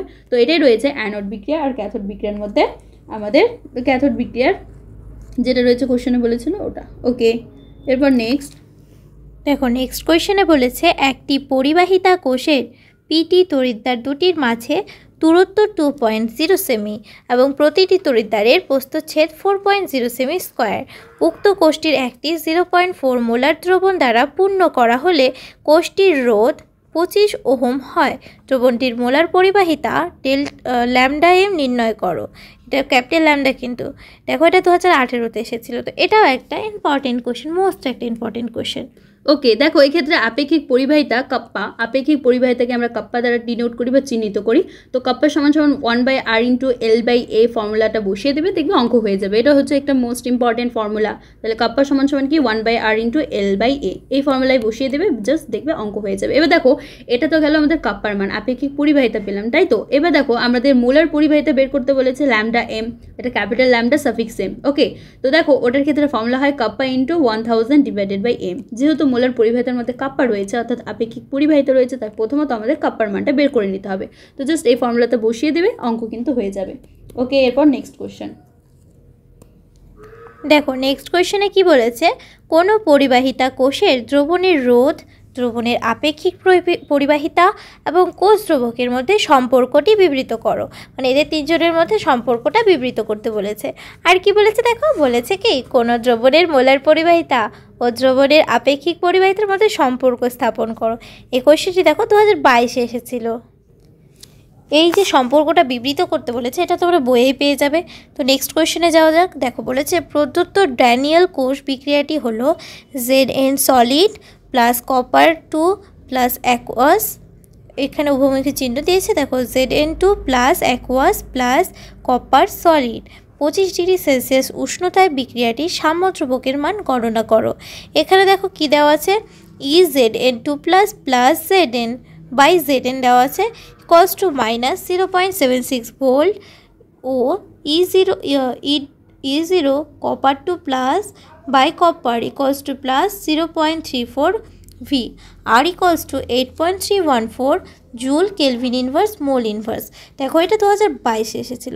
এটা একটা মোস্ট ইম্পর্টেন্ট কোয়েশ্চেন, তো অবশ্যই ভালো করে বুঝবে। এর মিস আমাদের বলে দেবে। আচ্ছা দেখো এক্ষেত্রে যে ফর্মুলাটা, প্রথমত E0 সেলের মান তোমাদের বের করতে হবে। তো E0 সেল কি হবে, কপার 2 প্লাস, এটা হচ্ছে যেটা সিঙ্গেল টার্ন বা এটাকে তড়িৎদ্বার বলে, copper minus E0 Zn2 plus single turn বা তড়িৎদ্বার Zn। তো প্রথমত আমরা এই মানটা বের করে নিই। তো দেখো এই কোশ্চেনে এটার মান দেওয়া আছে 0.34 মাইনাস হবে 0.74, তাহলে এটার অ্যান্সার আসবে, অর্থাৎ E0 সেলের মান আসবে 1.10 ভোল্ট। তো এক্ষেত্রে মোস্ট ইম্পর্টেন্ট ফর্মুলা লগ কে সমান সমান কী হবে, NF E0 divided by 2.303 RT। তাহলে কি লগ কে সমান সমান NF E0 বলতে কি E0 সেল যেটা, ঠিক আছে, ডিভাইডেড বাই হবে 2.303 আর টিকে বলতে কি সাম্য ধ্রুবক। জাস্ট এই ফর্মুলায় তোমরা বসিয়ে দেবে, দেখবে ম্যাথামেটিক্স হয়ে যাবে। এরপর নেক্সট কোশ্চেন। নেক্সট কোয়েশ্চেনে দেখো 25°C উষ্ণতায় একটি তড়িৎ রাসায়নিক কোষে নিম্নলিখিত বিক্রিয়াটি ঘটলে বিক্রিয়াটির ΔC0 এবং সাম্য ধ্রুবকের মান নির্ণয় করো। দেখো এখানে একটা রিয়েকশন দেওয়া আছে, রিয়েকশনে যে দেওয়া আছে এখানে কি বলেছে, দেখো রিয়েকশনটা দেওয়ার পর বলেছে যে এই মান একটা, এটার মান দেওয়া আছে আর এটার মান দেওয়া আছে, এই দুটোর মান দেওয়া আছে। দেখো এই কোয়েশ্চেনটি 2016-তে এসেছিল। দেখো এই কোয়েশ্চেনটিও তোমাদের সিমিলারলি আগের কোয়েশ্চেনটির মতোই হবে। চলো নেক্সট কোয়েশ্চেনে যাওয়া যাক। নিম্নলিখিত দ্রবণগুলিকে আপেক্ষিক পরিবাহিতার নিম্নক্রম অনুসারে সাজাও। এটা হচ্ছে নিম্নক্রম অনুসারে সাজাতে বলেছে। তো দেখো এক্ষেত্রে কোনো তড়িৎ বিশ্লেষ্য পদার্থের দ্রবণের আপেক্ষিক পরিবাহিতা দ্রবণের যে গাঢ়ত্ব রয়েছে সেটা বৃদ্ধির সঙ্গে বাড়তে থাকে। তো এক্ষেত্রে দেখো 0.5 m NaCl রয়েছে, এটা সব থেকে বেশি হবে, অর্থাৎ গ্রেটার দেন 0.1 m NaCl। তার প্রথমত কী হবে, 0.1 m NaCl greater than 0.1 m NaCl, তারপর গ্রেটার দেন হবে 0.05 m NaCl greater than 0.01 m NaCl। তো এই ক্রমটা হবে এরকম। ওকে, তাহলে কি 0.01 m NaCl দ্রবণ। ওকে, এটা হবে। তো দেখো এটা কিন্তু অনেক ইম্পর্টেন্ট, ঠিক আছে, তো এটা ভালো করে দেখে রাখবে। এই ঊর্ধ্বক্রম বা অধক্রমগুলো কিন্তু তোমাদের পরীক্ষায় দিতে পারে। চলো নেক্সটে দেখো 0.1 m KCl দ্রবণ দ্বারা পূর্ণ একটি পরিবাহিতা কোষের রোধ 80 ওহম। পরিবাহিতা কোষটির কোষ ধ্রুবক 1.0 সেমি ইনভার্স। উক্ত KCl দ্রবণটির মোলার পরিবাহিতা নির্ণয়। দেখো এই কোয়েশ্চেনটি 2016-তে এসেছিল। আচ্ছা, এক্ষেত্রে same formula kappa equals to 1/r into L/a, ওই যে ফর্মুলাটা রয়েছে এক্ষেত্রে তোমরা কাপ্পা বা আপেক্ষিক পরিবাহিতার মানটা বের করে নেবে। তারপর ল্যামডা এম সমান সমান kappa into 1000 divided by M হবে, ওই ফর্মুলাতে অ্যাপ্লাই করবে, দেখবে অঙ্কটা হয়ে যাবে। খুব একটা সহজ ম্যাথামেটিক্স, পরীক্ষার জন্য কিন্তু মোস্ট ইম্পর্টেন্ট। ওকে, ভালো করে নেবে। চলো এবার নেক্সট কোয়েশ্চেন দেখি। নির্দিষ্ট উষ্ণতায় প্রদত্ত আয়নগুলি জলীয় দ্রবণে তাদের পরিবাহিতা ক্রমানুসারে সাজাও। Rubidium plus, potassium plus, sodium plus আর লিথিয়াম প্লাস।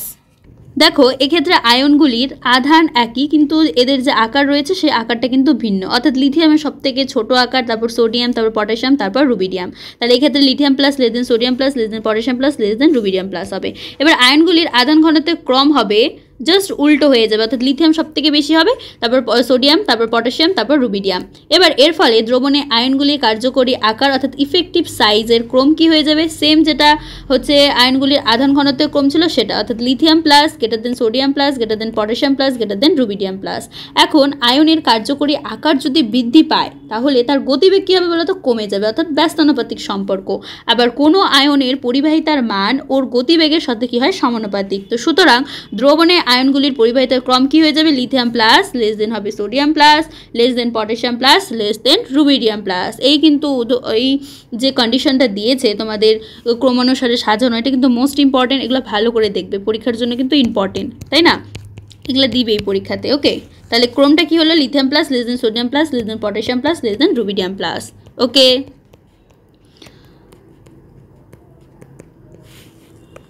চলো এরপরে নেক্সট কোয়েশ্চেনে যাব। দেখো নেক্সট কোয়েশ্চেনে কি বলেছে, এ বি সি ডি চারটি ধাতুর প্রমাণ বিচারণ বিভবের মান যথাক্রমে -2.93, -0.25, -3.05 ও -0.74 ফি। ধাতুগুলিকে তাদের ক্রমহ্রাসমান সক্রিয়তা অনুযায়ী সাজাও। এখানে বলেছে ক্রমহ্রাসমান, তাই তো? দেখো এক্ষেত্রে আমাদের একটা কন্ডিশন জানতে হবে, যে ধাতুর প্রমাণ বিজারণ বিভব যত কম তার জারিত হওয়ার প্রবণতা তত বেশি। মোস্ট ইম্পর্টেন্ট একটা কন্ডিশন বা কনসেপ্ট, ভালো করে বুঝো। তাহলে যে ধাতুর প্রমাণ বিজারণ বিভব যত কম হবে তার জারিত হওয়ার প্রবণতা কিন্তু তত বেশি হবে। আচ্ছা, যে ধাতুর প্রমাণ বিজারণ বিভবের মান যত কম তার জারিত হওয়ার প্রবণতা তত বেশি। তাহলে এই যে আমাদের যেগুলো দিয়েছে ABCD, ঠিক আছে, উক্ত ধাতুর সক্রিয়তাও তত বেশি হবে। তাহলে এই ক্ষেত্রে দেখো ধাতুগুলির ক্রমহ্রাসমান সক্রিয়তা কী হবে, তাহলে সি, দেখো সি এর মান কি বলেছে, -3.05, গ্রেটার দেন হবে এ, তারপর গ্রেটার দেন ডি, তারপর গ্রেটার দেন বি, এই কন্ডিশনটা কিন্তু হবে। ওকে, তাহলে যে ধাতুর প্রমাণ বিজারণ বিভব যত কম তার জারিত হওয়ার প্রবণতা তত বেশি। যেহেতু সি এর ক্ষেত্রে দেখো প্রমাণ বিজারণ বিভব সব থেকে কম, কত, -3.05, তারপরে এর রয়েছে -2.93, তারপর ডি এর রয়েছে কত, -0.74, দেন রয়েছে বি এর 0.25। তোকে মোস্ট ইম্পর্টেন্ট কন্ডিশন, এই কন্ডিশন অ্যাপ্লাই করে কিন্তু তোমাদের অনেক কোশ্চেন সলভ করতে হবে। ওকে, এরপর নেক্সট চলো নেক্সট কোয়েশ্চেন দেখি। বলেছে সিলভার নাইট্রেট দ্রবণের মধ্যে দিয়ে 3 অ্যাম্পিয়ার তড়িৎ 10 মিনিট ধরে প্রবাহিত করার ফলে ক্যাথোডে 2.015 গ্রাম সিলভার সঞ্চিত হয়। সিলভারের রাসায়নিক তুল্যাঙ্ক ও তড়িৎ রাসায়নিক তুল্যাঙ্ক গণনা করো। চলো নেক্সট কোয়েশ্চেন দেখি। অসীম লঘুতায় HCl, NaCl ও CH3COONA দ্রবণের মোলার পরিবাহিতা যথাক্রমে 4 to 6.2 ও 1 to 6.5, 91.0 ohm inverse semi square mole inverse. এই মানগুলির ওপর ভিত্তি করে CH3COOH দ্রবণের অসীম লঘুতায় মোলার পরিবাহিতা নির্ণয় করো। দেখো এর আগের যে ফর্মুলাগুলো ছিল সেম ওইভাবেই যাবে, আর বই থেকে এগুলো দেখে নেবে। তারপরে নেক্সট কোয়েশ্চেন দেখো, কোলরাসের সূত্র বিবৃত করো, কোলরাসের সূত্রের প্রয়োগ লিখো। আচ্ছা দেখো, কোলরাসের সূত্র কিন্তু মোস্ট ইম্পর্টেন্ট একটা থিওরি বা ল বলতে পারো, এটা কিন্তু পরীক্ষার জন্য আসতে পারে, তো ভালো করে বুঝবে। দেখো অসীম লঘুতায় কন্ডিশনগুলো ভালো করে লক্ষ্য করবে। অসীম লঘুতায় কোনো একটা তড়িৎ বিশ্লেষ্য পদার্থের দ্রবণের যে মোলার পরিবাহিতা রয়েছে সেটা উক্ত পদার্থের সংগঠক ক্যাটায়ন আর অ্যানায়ন সমূহের মোট মোলার আয়নীয় পরিবাহিতা সমষ্টির সাথে সমান হয়। তো এই ক্ষেত্রে দেখো যদি কন্ডিশন বলো, তো এই ক্ষেত্রে λ0m সমান new plus lambda small lambda 0m plus হবে ভি স্মল ল্যামডা 0m। দেখো ধরো আমরা যদি NaCl এর ক্ষেত্রে λ0m এর মান বের করি, অর্থাৎ NaCl, তো দেখো এক্ষেত্রে কী হবে, small lambda 0m Na plus plus হবে হচ্ছে স্মল ল্যামডা 0 MCl মাইনাস। তো দেখো এক্ষেত্রে এই কন্ডিশনগুলো হয় কোল্লাসের সূত্রের ক্ষেত্রে, এটা কিন্তু মোস্ট ইম্পর্টেন্ট একটা ফর্মুলা। আচ্ছা দেখো কোল্লাসের সূত্রের যদি প্রয়োগ বলে তাহলে প্রয়োগ কী হতে পারে? অসীম লঘুতায় মৃদু তড়িৎ বিশ্লেষণ মোলার পরিবাহিতা নির্ণয় করা যায় কোল্লাসের সূত্রের মাধ্যমে। তারপর মৃদু তড়িৎ বিশ্লেষণের বিয়োজন মাত্রাও নির্ণয় করা যায় কোল্লাস সূত্রের মাধ্যমে। এগুলো কিন্তু কোল্লাসের সূত্র কিন্তু মোস্ট ইম্পর্টেন্ট, এবার তোমাদের পরীক্ষাতে আসতেও পারে, ওই জন্য ভালো করে দেখে রাখবে। ওকে, এই কোশ্চেনটা কিন্তু এয়ারে দিতেই থাকে। দেখো 2023-এর যদি কোশ্চেনটা দেখো তাহলে 2023-এ কিন্তু এই কোশ্চেনটা এসেছিল, তো 24-এ আসেনি, কিন্তু 25-এ তোমাদের দিতে পারে, তো এটা ভালো করে দেখে রাখবে। ওকে, নেক্সট কোয়েশ্চেন, মোলার পরিবাহিতা ও তুল্যাঙ্ক পরিবাহিতার মধ্যে সম্পর্ক নির্ণয় করো। এরপরে দেখো আপেক্ষিক পরিবাহিতা কাকে বলে, এর একক লেখো। এগুলো সেরকম ইম্পর্টেন্ট না, কিন্তু তবু পড়ে রাখবে, কারণ কোনটা দিবে তা তো ঠিক নেই। তারপরে দেখো লবণ সেতু কাকে বলে, এর কাজগুলি লেখো। তারপর দেখো 1.4 গ্রাম এন কিউব মাইনাস আয়নের মোট আধান কত, এগুলো তোমরা বই থেকে দেখে রাখবে। এরপরে দেখো নেক্সট চ্যাপ্টার রাসায়নিক গতিবিদ্যা। ফার্স্ট কোয়েশ্চেন, শূন্যক্রম বিক্রিয়া বলতে কী বোঝায়? এইরূপ বিক্রিয়ার একটি উদাহরণ দাও। এক বিক্রিয়ক সমন্বিত একটি শূন্যক্রম বিক্রিয়ার সমাকলিত হার সমীকরণটি প্রতিষ্ঠা করো। এই সমীকরণের সাহায্যে হার ধ্রুবকটি কীভাবে নির্ণয় করা যায়? এই কোয়েশ্চেনটি দেখো মোস্ট ইম্পর্ট্যান্ট একটা কোয়েশ্চেন। এই কোয়েশ্চেনটি বোর্ডের 2016-তে এসেছিল। দেখো শূন্যক্রম বিক্রিয়া বলতে যেসব বিক্রিয়ায় বিক্রিয়া হার বিক্রিয়কের গাঢ়ত্বের ওপর নির্ভরশীল নয়, অর্থাৎ বিক্রিয়া হার বিক্রিয়কের গাঢ়ত্বের শূন্য ঘাতের সমানুপাতিক, তাদেরকে আমরা শূন্যক্রম বিক্রিয়া বলবো। এবার দেখো পরের যে প্রমাণটি রয়েছে এটা দেখবে তোমাদের বইয়ের মধ্যে প্রমাণটি দেওয়া আছে, ওই যে k = A0 - A / T, ওই যে থিওরামটা রয়েছে ওই থিওরামটা তোমরা দেখে নেবে, বাস হয়ে যাবে। চলো এরপর নেক্সট কোয়েশ্চেন 2-এর 1 নাম্বার বলেছে যে একটি শূন্যক্রম বিক্রিয়ার অর্ধ জীবনকাল T½ বনাম বিক্রিয়কের প্রাথমিক গাঢ়ত্বের লেখচিত্র অঙ্কন করো। তোমার উত্তরের সপক্ষে যুক্তি দাও। এই প্রমাণটাও দেখবে তোমাদের বইয়ের মধ্যেই দেওয়া আছে, তো অবশ্যই বইয়ের থেকে এটা করে নেবে। এরপর নেক্সটে যে কোশ্চেনটা রয়েছে দেখো নেক্সট কোয়েশ্চেন বলেছে 400 K উষ্ণতায় কোনো রাসায়নিক বিক্রিয়ার গতিবেগ 200 K উষ্ণতায় বিক্রিয়াটির গতিবেগের 10 গুণ। বিক্রিয়াটির সক্রিয়করণ শক্তির মান নির্ণয় করো। দেখলে এই যে 2-এর 1 আর 2 আছে, যে এই দুটো কোয়েশ্চেনে কিন্তু 2019-এ এসেছিল বোর্ডে, তো অবশ্যই ভালো করে দেখবে, কারণ এটা একটা মোস্ট ইম্পর্টেন্ট কোয়েশ্চেনের মধ্যেই পড়ে। তাহলে এটা একটা মোস্ট ইম্পর্টেন্ট কোয়েশ্চেন, তো অবশ্যই ভালো করে দেখবে। চলো নেক্সট এটা মিস বুঝিয়ে দিও। আচ্ছা দেখো আর্হেনিয়াসের সমীকরণ আমরা কি জানি মনে রাখবে কিন্তু, হ্যাঁ, log K2/K1 = EA / 2.303 R into T2 - T1 / T1 into T2। এটা কিন্তু মোস্ট ইম্পর্টেন্ট ফর্মুলা, আর্হেনিয়াসের সমীকরণ অনুসারে তোমাকে অঙ্কগুলো করতে হবে। তো প্রথমত দেখো এই অঙ্কটা খুবই সহজ। প্রথমত দেখো T2 এর মান যদি তুমি দেখো তাহলে কোশ্চেনে দেখবে 400 কেলভিন উষ্ণতা, আর K2 এর মান দেখবে 10K দেওয়া আছে। ওকে, আর T1 উষ্ণতার মান কত? 200K, আর K1 = কী হবে? K হবে। তো দেখো এক্ষেত্রে লগ তাহলে K2/K1 এর মান আমরা তো কোশ্চেনে পেলামই কত? 10K, তাই না?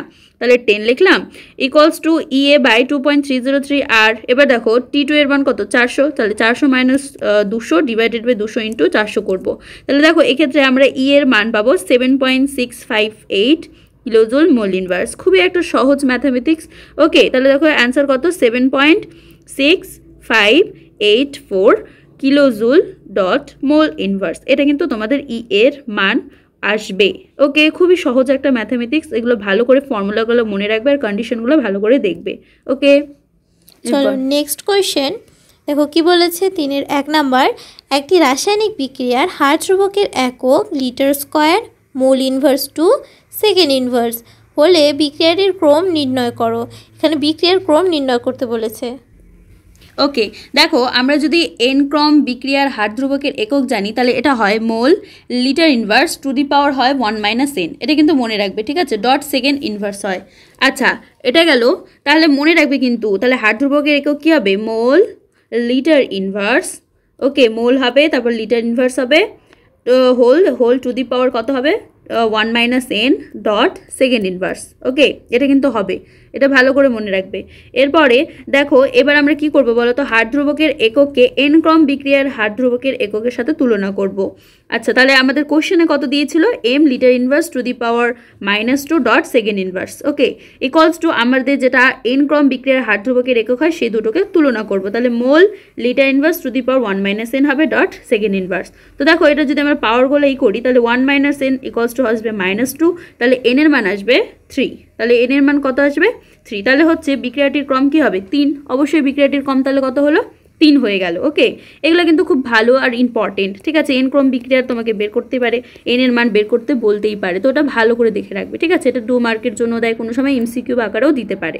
ওকে, এবার নেক্সট দেখো নেক্সট কোয়েশ্চেন, একটি প্রথম ক্রম বিক্রিয়া শুরু হওয়ার 10 মিনিট ও 20 মিনিট পর বিক্রিয়ার গতিবেগ যথাক্রমে 0.04 mole litre inverse second inverse এবং 0.03 মোল লিটার ইনভার্স সেকেন্ড ইনভার্স হলে বিক্রিয়াটির অর্ধায়ুকাল নির্ণয় করো। দেখো এই যে 3 এর 1 আর 2 যে দুটো কোয়েশ্চেন আছে এই দুটোই 2019 এসেছিলো, তো এটাও একটা ইম্পর্টেন্ট কোয়েশ্চেন, তো অবশ্যই ভালো করে দেখবে। চলো কোয়েশ্চেনটা সলভ করা যাক, মিস আমাদের এটা খুব ভালো করে বুঝিয়ে দেবে। আচ্ছা দেখো প্রথমত এই কোশ্চেনটার দিকে দেখো, টাইম মেনশন দেখো, প্রথমত 10 আর হচ্ছে 20 মিনিট বলেছে, তাই না, 10 মিনিট আর হচ্ছে কত 20 মিনিট। তো বিক্রিয়া শুরু হওয়ার 10 মিনিট পর বিক্রিয়কের যদি আমরা গাঢ়ত্ব চিহ্নিত করি তাহলে কি হবে বলো তো, a সাফিক্সে 1 হবে, ঠিক আছে। তাহলে বিক্রিয়া হার কি হয়, অবশ্যই আমরা জানি একটা কনস্ট্যান্ট আসে k আর হচ্ছে a সাফিক্সে 1 হয়, k a সাফিক্সে 1। তো দেখো এক্ষেত্রে আমরা যদি বিক্রিয়া হার অর্থাৎ আর এর মান চিহ্নিত করি তাহলে কোশ্চেনে দেখো, তোমাদের কোশ্চেনে কিন্তু দিয়ে দিয়েছে কত 0.04 mole litre inverse second inverse. Okay, এবার এটার সাথে জাস্ট কম্পেয়ার করো, তাহলে 0.04 ইকুয়ালস টু হবে KA1। এবার দেখো সিমিলার ওয়েতে আমরা K2 এর ক্ষেত্রে মানে A2 এর ক্ষেত্রে মানটা বের করব। তাহলে এক্ষেত্রে সেকেন্ড যে 20 মিনিট পর বিক্রিয়কের গাঢ়ত্ব যদি A2 হয় তাহলে এক্ষেত্রে কত হবে, তো দেখো কোশ্চেনে 0.03 বলে দিয়েছে, তাহলে 0.03 ইকুয়ালস টু হবে KA2 সাফিক্সে 2। ওকে, এবার জাস্ট যে প্রথম ইকুয়েশনটা পেলাম আর পরের ইকুয়েশন এই দুটোকে জাস্ট আমরা ডিভাইডেড করে দেবো, তাহলে ডিভাইডেড করে দেখবে A1/A2 এর মান আসবে 4/3। ওকে, এবার আমরা ফর্মুলা তো জানি না, প্রথম ক্রম বিক্রিয়ার ক্ষেত্রে বিক্রিয়া কাল কি হয়, T equals to 2.303 divided by K log A0 অর্থাৎ A0 ডিভাইডেড বাই A হয়, ঠিক আছে। তাহলে কি হয়, ফর্মুলাটা ভালো করে দেখো, T equals to most important formula 2.303 divided by K log কি হয় A সাফিক্সে 0 অর্থাৎ প্রারম্ভিক গাঢ়ত্ব ডিভাইডেড বাই হয় A। ওকে, তো দেখো এরপর যদি বিক্রিয়া শুরু হয়, এবার বিক্রিয়া শুরু হওয়া কোশ্চেনে কত বলেছিল 10 মিনিট, তাই না। তো জাস্ট টি এর মানটা বসিয়ে দাও, তাহলে টি এর মান কত আসবে 10 equals to 2.303 divided by K log A0 divided by A1। Similar ওয়েতে 20 মিনিট পর যদি আমরা ভাবি তাহলে 20 মিনিট পরও কি হবে, 20 সমান 2.303 divided by K log A0 divided by A2। তো দেখো এই দুটো ইকুয়েশন যেটা আমরা পেলাম, এই দুটো ইকুয়েশনকে জাস্ট আমরা যদি বিয়োগ করে দিই তাহলে কিন্তু আমাদের অ্যান্সার বেরিয়ে যাবে। তো জাস্ট বিয়োগ করে দেবে, তো দেখবে K এর মান তোমরা পাবে 0.02877 মিনিট ইনভার্স পাবে। এবার দেখো কোশ্চেনে তোমাকে কিন্তু বিক্রিয়াটির অর্ধায়ু অর্থাৎ হাফ লাইফ বের করতে বলেছে। এবার হাফ লাইফের ফর্মুলা কি হয় আমরা জানি, 0.693 ডিভাইডেড বাই K হয়, তাহলে 0.693 ডিভাইডেড বাই K যে হচ্ছে, তাহলে জাস্ট K এর মানটা বসিয়ে দেবে, তাহলে দেখবে মান পাবে যে 24.08 মিনিট। তাহলে অ্যান্সার কত আসলো 24.08 মিনিট, এটা হচ্ছে তোমাদের অ্যান্সার হবে। ওকে, এরপর নেক্সট কোয়েশ্চেন দেখো, নেক্সট কোয়েশ্চেন বলেছে 4 এর 1, প্রথম ক্রম বিক্রিয়ার গতিসূত্র থেকে শুরু করে দেখাও যে বিক্রিয়াটির অর্ধজীবনকাল বিক্রিয়কের প্রারম্ভিক গাঢ়ত্বের উপর নির্ভরশীল নয়। এরপরে দেখো 2 নম্বরে বলেছে small a capital A plus small b capital B plus small c capital C বিক্রিয়া চিহ্ন E capital E plus small f capital F রাসায়নিক বিক্রিয়াটির বিক্রিয়া হারের সমীকরণটি নিম্নলিখিতভাবে প্রকাশ করা হয়। বিক্রিয়ার হার এত, বিক্রিয়াটির সামগ্রিক ক্রম ও আণবিকতা নির্ণয় করতে বলেছে। এগুলো তুমি বইয়ে পাবে, দেখো এটা 2017 কোয়েশ্চেন, তো একটা ইম্পর্টেন্ট কোয়েশ্চেন। নেক্সট কোয়েশ্চেন, বহু ধাপে সংগঠিত কোনো রাসায়নিক বিক্রিয়ার কোন মৌলিক ধাপটির হার নির্ণায়ক ধাপ হিসেবে গণ্য হয়। নেক্সটে বলেছে অনুঘটক রাসায়নিক বিক্রিয়ার হার কিভাবে বাড়ায়। স্থির উষ্ণতায় অনুঘটকের উপস্থিতিতে রাসায়নিক বিক্রিয়ার এনথালপি সমান থাকে না, অপরিবর্তিত থাকে। এরপরে দেখো বিক্রিয়ার সংঘর্ষ তত্ত্ব অনুযায়ী সকল আনব্বর সংঘর্ষই কেন কার্যকরী সংঘর্ষে রূপান্তরিত হয় না। নেক্সট কোয়েশ্চেন 6 নাম্বার, রাসায়নিক বিক্রিয়ার ক্রম বলতে কি বোঝো? একটি প্রথম ক্রম বিয়োজন বিক্রিয়ার 30% সম্পূর্ণ হতে 40 মিনিট সময় লাগে। বিক্রিয়াটির অর্ধজীবনকাল নির্ণয় করো। দেখো এই কোয়েশ্চেনটি 2022-এ এসেছিল। আচ্ছা দেখো, বিক্রিয়ার ক্রম কাকে বলে? কোনো বিক্রিয়ার পরীক্ষালব্ধ বিক্রিয়াহার সমীকরণে উপস্থিত গাঢ়ত্ব রাশিগুলির ঘাতের যে সমষ্টি হয়, মানে সমষ্টি হলো বিক্রিয়াটির ক্রম। এবার দেখো নেক্সটে যে কোশ্চেনটা বলেছে ম্যাথামেটিক্স একটা, তো ওটার ক্ষেত্রে ফর্মুলা কী হবে বলো তো? প্রথম ক্রম বিক্রিয়ার ক্ষেত্রে হার সমীকরণের সমাকলিত হার কী হবে? K equals to 2.303 divided by T log A0 divided by AT। Okay, A0 divided by AT হবে। এবার তুমি এখানে প্রশ্ন অনুসারে দেখো টি এর মান কিন্তু 40 মিনিট দিচ্ছে, তাহলে AT সমান সমান কী হবে? A0 minus A0 into 30/100। তো এটা ক্যালকুলেশন করে 0.7 ইন্টু A0 অর্থাৎ A সাফিক্সে 0 আসবে। তো দেখো জাস্ট এবার কে এখানে মানগুলো বসিয়ে দাও, তাহলে দেখবে মান পাবে 8.918 ইন্টু 10⁻³ মিনিট ইনভার্স। এবার কোশ্চেনে তোমাকে অর্ধজীবনকাল বের করতে বলেছে, অর্থাৎ টি হাফ বা হাফ লাইফ। তো ওটার ফর্মুলা কী হয়? 0.693 ডিভাইডেড বাই কে হয়, আর কে এর মানটা কত পেলাম? 8.918 ইন্টু 10⁻³ তাহলে দেখো এটা যদি আমরা অ্যান্সার করি তাহলে এটা 70.70 মিনিট আসবে। ওকে, 70.70 মিনিট। এরপরে নেক্সট কোয়েশ্চেন, শূন্যক্রম বিক্রিয়ার হার ধ্রুবকের একক উল্লেখ করো। একক বিকারযুক্ত শূন্যক্রম বিক্রিয়ার সমাকলিত হার সমীকরণটি প্রতিষ্ঠা করো। এটা দেখো 2022-এ এসেছিল। নেক্সট কোয়েশ্চেন, দুটি বিষয় উল্লেখ করো যাদের প্রভাবে রাসায়নিক বিক্রিয়ার হার ধ্রুবকের মান পরিবর্তিত হয়। দেখো এটা হবে উষ্ণতা বৃদ্ধি, অর্থাৎ আমরা উষ্ণতা যদি বৃদ্ধি করি বা হ্রাস করি তাহলে হার ধ্রুবকের মান কিন্তু যথাক্রমে বৃদ্ধি বা হ্রাস পাবে। এবার ক্যাটালাইটস বা অনুঘটকের উপস্থিতিতে বিক্রিয়ার হার ধ্রুবকের মান কিন্তু বৃদ্ধি পায়। তাহলে দুটো কন্ডিশনে আমাদের ক্ষেত্রে হয়ে গেল অ্যাপ্লাই। ওকে, চলো নেক্সট কোয়েশ্চেন, একটি রাসায়নিক বিক্রিয়ার বিক্রিয়া হার সমীকরণ হলো বিক্রিয়ার হার এত, এটি কি মৌলিক বিক্রিয়া?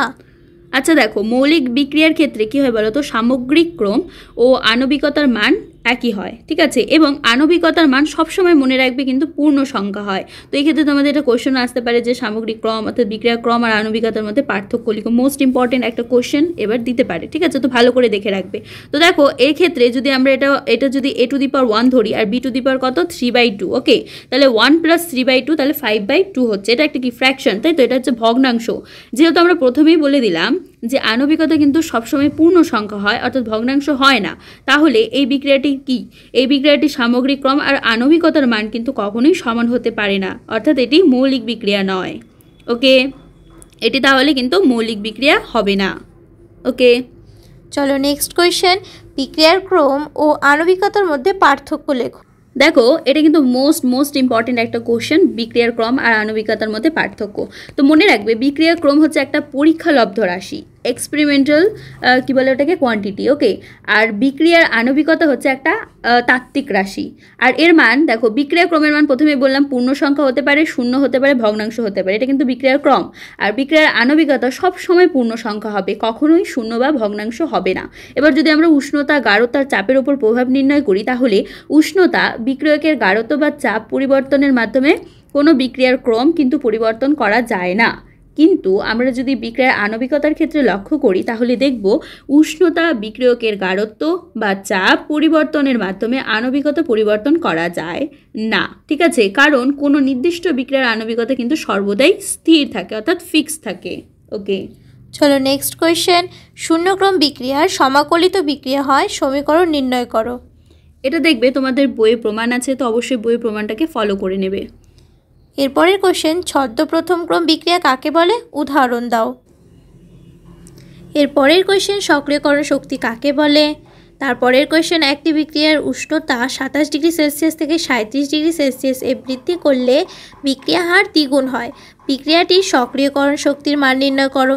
নেক্সট কোয়েশ্চেন, কোনো প্রথম ক্রম বিক্রিয়ার হার ধ্রুবক ও অর্ধায়ের সংজ্ঞা দাও, এদের এককগুলি উল্লেখ করো। দেখো এই কোয়েশ্চেনটা 2022 এসেছে, এটা একটা মোস্ট ইম্পর্টেন্ট কোয়েশ্চেন, তো অবশ্যই ভালো করে দেখবে।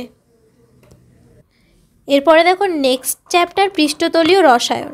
ফার্স্ট কোয়েশ্চেনে কি বলেছে, দ্রাবক আকর্ষী কোলোয়েড ও দ্রাবক বিকর্ষী কোলোয়েডের মধ্যে পার্থক্য লেখো। মানে দ্রাবক আকর্ষী যে কোলোয়েড আছে, দ্রাবক বিকর্ষী যে কোলোয়েড আছে, এদের মধ্যে পার্থক্য লিখতে বলেছে। দেখো, দ্রাবক আকর্ষী এটা কিন্তু খুব সহজে আমরা প্রস্তুত করতে পারি, আর দ্রাবক বিকর্ষী কোলোয়েডকে আমরা সহজে প্রস্তুত করতে পারি না। তারপরে যদি আমরা এর স্থায়িত্ব আর প্রকৃতি নিয়ে এদের মধ্যে পার্থক্য করি, তো দ্রাবক আকর্ষী কোলোয়েড কিন্তু বেশি স্থায়ী আর পরাবর্ত প্রকৃতির হয়, আর দ্রাবক বিকর্ষী কোলোয়েড কিন্তু কম স্থায়ী আর অপরাবর্ত প্রকৃতির হয়। এবার একটা মোস্ট ইম্পর্টেন্ট যেটা মানে পয়েন্ট, টিন্ডাল প্রভাব। টিন্ডাল প্রভাব কিন্তু স্পষ্ট নয় দ্রাবক আকর্ষী কোলোয়েডের ক্ষেত্রে, আর দ্রাবক বিকর্ষী কোলোয়েডের ক্ষেত্রে টিন্ডাল প্রভাব স্পষ্ট হয়। এরপরেও যদি আমরা পৃষ্ঠটান দেখি, তাহলে সাধারণত বিস্তার মাধ্যম অপেক্ষা কিন্তু এর কম হয় দ্রাবক আকর্ষী কোলোয়েডের ক্ষেত্রে, আর দ্রাবক বিকর্ষী কোলোয়েডের ক্ষেত্রে কি হয়, এর মান বিস্তার মাধ্যমের প্রায় অনুরূপ, অর্থাৎ সেম হয়। তো দেখো, দ্রাবক আকর্ষী যে কোলোয়েডগুলি রয়েছে, তো কিছু এক্সাম্পল জানা দরকার, যেমন ধরো জিলেটিন, প্রোটিন, সেলুলোজ, সাবান, স্টার্চ, এগুলো হচ্ছে দ্রাবক আকর্ষী কোলোয়েড। আর দ্রাবক বিকর্ষী কোলোয়েডের মধ্যে কারা পড়ে, বিভিন্ন হচ্ছে সলগুলো, যেমন গোল্ড সল, সিলভার সল, ফেরিক হাইড্রোক্সাইড, আর্সেনিয়াস সল, এগুলি। আর দেখো, দ্রাবক আকর্ষী কোলোয়েড বলতে আমরা কাদের বুঝি, যে সমস্ত কোলোয়েডে বিস্তার মাধ্যমের প্রতি কি হয়, বিস্তৃত দশার একটা তীব্র আসক্তি থাকে, তাদেরকে আমরা দ্রাবক আকর্ষী কোলোয়েড বলি, বা এটার আরেকটা নাম আছে, সেটা হচ্ছে লায়োফিলিক কোলোয়েড। এটা মোস্ট ইম্পর্টেন্ট এক্সাম্পল কিন্তু তোমাদের এমসিকিউ আকারে দিতে পারে, যে গাম বা স্টার্চ, জিলেটিন, প্রোটিন, এগুলো কি, এটা হচ্ছে দ্রাবক আকর্ষী কোলোয়েড না দ্রাবক বিকর্ষী কোলোয়েড? তো এটা তোমাদের লিখতে হবে, অবশ্যই এটা হচ্ছে দ্রাবক আকর্ষী কোলোয়েড। আর দ্রাবক বিকর্ষী কোলোয়েডের ক্ষেত্রে যদি বলি, তো যে সমস্ত কোলোয়েডে বিস্তার মাধ্যমের প্রতি কি হয়, বিস্তৃত দশার কোনো আসক্তি থাকছে না, মানে কোনো আসক্তি নেই, তাদেরকে আমরা দ্রাবক বিকর্ষী কোলোয়েড বলি। আর এদেরকে আমরা কি বলি, এটা হচ্ছে আরেকটা নাম লায়োফোবিক কোলোয়েড। ওকে, যেমন গোল্ড সল, সিলভার সল, আর্সেনিয়াস সালফাইড সল, ফেরিক হাইড্রোক্সাইড সল, এগুলি হচ্ছে দ্রাবক বিকর্ষী কোলোয়েডের এক্সাম্পল। তো এক্সাম্পলগুলো ভালো করে দেখবে। ওকে, চলো নেক্সট কোয়েশ্চেন কি বলেছে দেখো, আকৃতিগত বর্ণাত্মক অনুঘটক কাকে বলে, উদাহরণ দাও।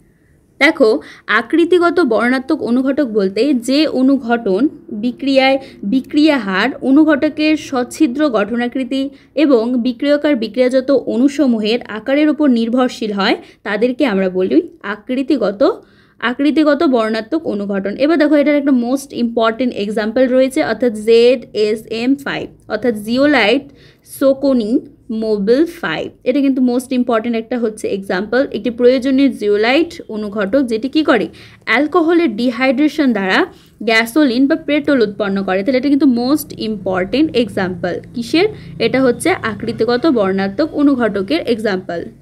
চলো নেক্সট কোয়েশ্চেন, পেপটাইজেশন কাকে বলে, একটি উদাহরণ দাও। এই কোয়েশ্চেনটা দেখো 2019 এসেছে, তো এটা একটা মোস্ট ইম্পর্টেন্ট কোয়েশ্চেন, আর এই কোয়েশ্চেনটা 2023-এও এসেছে, তো এটা তো মোস্ট ইম্পর্টেন্ট একটা কোয়েশ্চেন। দেখো, পেপটাইজেশন হচ্ছে যে পদ্ধতিতে বা যে প্রসেসের মাধ্যমে কোনো একটা সদ্য প্রস্তুত অধক্ষেপের বড় কণাগুলিকে অন্য কোনো পদার্থের সাহায্যে আমরা বিচ্ছিন্ন করে কোলোডীয় কণায় রূপান্তরিত করতে পারি, তাদেরকে আমরা অপলয়ন বা পেপটাইজেশন বলি। যেমন ধরো, ফেরিক ক্লোরাইড রয়েছে, এটাকে আমরা অপলয়ক হিসেবে ব্যবহার করি, বা সদ্য প্রস্তুত যদি LOH হোল থ্রাইস অধক্ষেপকে ভালো করে জল দিয়ে ধুয়ে নিই, তাহলে তাতে যদি সামান্য পরিমাণ জল আর অল্প পরিমাণ লঘু HCl অর্থাৎ হাইড্রোক্লোরিক অ্যাসিড, যেটাকে অপলয়ক মিশ্রিত করে ঝাঁকালে আমরা LOH হোল থ্রাইসের সল পেয়ে যাব। তার মানে কি, যে ALOH হোল থ্রাইসের সল প্রস্তুতিতে আমাদের HCl-কে অপলয়ক হিসেবে ব্যবহার করা হয়। ওকে, তাহলে কি ALOH হোল থ্রাইসকে তাহলে কি ব্যবহার করা হয়, HCl অর্থাৎ হাইড্রোক্লোরিক অ্যাসিড ব্যবহার করা হয়। ওকে, চলো নেক্সট কোয়েশ্চেন কি বলেছে দেখো, ঝিল্লি বিশ্লেষণ কি, এর ব্যবহার লেখো। দেখো, ঝিল্লি বিশ্লেষণ বা ডায়ালাইসিস যে পদ্ধতিতে পার্চমেন্ট পেপার বা যেটাকে বলা হয় সেলোফেন, এটা দ্বারা আমরা কি করি, ব্যাপন ক্রিয়ার মাধ্যমে কোলোয়েডকে ক্রিস্টালয়েড জাতীয় পদার্থ থেকে আলাদা করে দিই।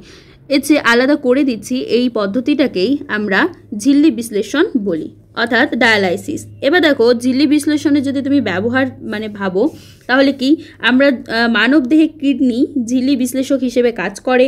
তারপর কোলওয়েড থেকে ক্রিস্টালয়েডকে আমরা ঝিল্লি বিশ্লেষণের মাধ্যমে পৃথক করে কোলওয়েডকে বিশুদ্ধ করতে পারি। এবার কোনো ব্যক্তির যদি কিডনি খারাপ হয়ে যায়, অর্থাৎ নষ্ট হয়ে যায় বা বিকল হয়ে যায়, তাহলে কৃত্রিম কিডনি বা যেটাকে বলা হয় হিমোডায়ালাইজার ব্যবহার করা হয়, যা ঝিল্লি বিশ্লেষণের নীতিতেই কাজ করে। একটা মোস্ট ইম্পর্টেন্ট থিওরি এটা। ওকে, চলো নেক্সট কোয়েশ্চেন বলেছে দেখো, টিন্ডাল প্রভাব কি, টিন্ডাল প্রভাবের শর্তগুলি লেখো। দেখো টিন্ডাল প্রভাবও কিন্তু একটা মোস্ট ইম্পর্টেন্ট কোশ্চেন। তো এই যে টিন্ডাল প্রভাব কি কোনো একটা অন্ধকার ঘর, ঠিক আছে, কোনো একটা অন্ধকার ঘরে কোলওয়েডের মধ্যে দিয়ে যখন আমরা আলোক রশ্মি পাঠাবো তখন কোলওয়েড কণাগুলি দ্বারা আলোর বিচ্ছুরণ ঘটবে এবং কোলওয়েডের মধ্যে দিয়ে কি হবে, আলোর যে গতিপথ সেটা পাশ থেকে মানে কাছ থেকেই দেখা যাবে। এই যে ঘটনাটা, এই ঘটনাটাকে আমরা টিন্ডাল ইফেক্ট বা টিন্ডাল প্রভাব বলছি। আর টিন্ডাল প্রভাবের শর্ত তো মোস্ট ইম্পর্টেন্ট। তো দেখো বিস্তৃত দশা ও বিস্তার মাধ্যমে যে প্রতিসারাঙ্কের পার্থক্য সেটা কিন্তু বেশি হতে হবে। আর এই পার্থক্যটা যত বেশি হবে কোলওয়েড কণা দ্বারা আলোর যে বিচ্ছুরণ সেটাও তত বেশি হবে। আর বিস্তৃত দশার কণাগুলির ব্যাস, তারপর ব্যবহৃত আলোর যে তরঙ্গ দৈর্ঘ্য রয়েছে সেটা অপেক্ষা কিন্তু বেশি ক্ষুদ্র হওয়া বাঞ্ছনীয়। এবার এর পাশাপাশি আরেকটা কোশ্চেন রয়েছে যে দ্রাবক আকর্ষী কোলওয়েডের ক্ষেত্রে বিস্তৃত দশা আর বিস্তার মাধ্যমে প্রতিসারাঙ্কের পার্থক্য খুব কম হওয়ায় এদের ক্ষেত্রে টিন্ডাল প্রভাব কিন্তু স্পষ্ট নয়। এটা কিন্তু কোশ্চেন দেয় যে কেন এদের ক্ষেত্রে টিন্ডাল প্রভাব স্পষ্ট নয়, তাহলে রিজনটা কিন্তু এটা যে দ্রাবক আকর্ষী কোলওয়েডের ক্ষেত্রে বিস্তৃত দশা আর বিস্তার মাধ্যমে প্রতিসারাঙ্কের পার্থক্য কিন্তু খুব কম হয়, কিন্তু আমাদের কন্ডিশনে কি বলে, কন্ডিশনে বলে যে তাদের প্রতিসারাঙ্কের পার্থক্য কিন্তু বেশি হতে হবে। তার জন্য কন্ডিশনটা মাথায় রাখবে। ওকে, এবার দেখো টিন্ডাল প্রভাবে যদি আমরা ব্যবহার বলি তাহলে কি কি হতে পারে।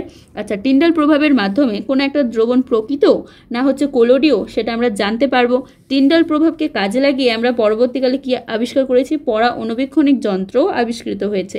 এগুলো হচ্ছে টিন্ডাল প্রভাবের ব্যবহার। এবার দেখো নেক্সট কোয়েশ্চেন, সংরক্ষণ কোলওয়েড কাকে বলে? এই কোয়েশ্চেনটি দেখো 2022-এ এসেছে। দেখো সংরক্ষক কোলওয়েড হচ্ছে যেসব দ্রাবক আকর্ষী কোলওয়েডকে দ্রাবক বিকর্ষী কোলওয়েডের সঙ্গে মিশিয়ে দিলে দ্রাবক বিকর্ষী যে কোলওয়েড রয়েছে তার স্থায়িত্ব যথেষ্ট পরিমাণে বৃদ্ধি পেয়ে যায়, তাদেরকে আমরা সংরক্ষক কোলওয়েড বলছি। আচ্ছা, সংরক্ষক কোলওয়েড যদি ব্যবহার বলো তাহলে কি হতে পারে, জিলেটিন, কার্বক্সি মিথাইল সেলুলোজ সংরক্ষক কোলওয়েড রূপে কিন্তু আইসক্রিমে ব্যবহার করা হয়। গোল্ড সলে জিলেটিন যোগ করলে গোল্ড সলের স্থায়িত্ব বেড়ে যায়। এবার এর পাশাপাশি আরেকটা ইম্পর্টেন্ট কোশ্চেন রয়েছে, সেটা হচ্ছে কি যে স্বর্ণ সংখ্যা কি, তাই তো? স্বর্ণ সংখ্যা হচ্ছে দেখো মোস্ট ইম্পর্টেন্ট একটা বলতে পারো থিওরি।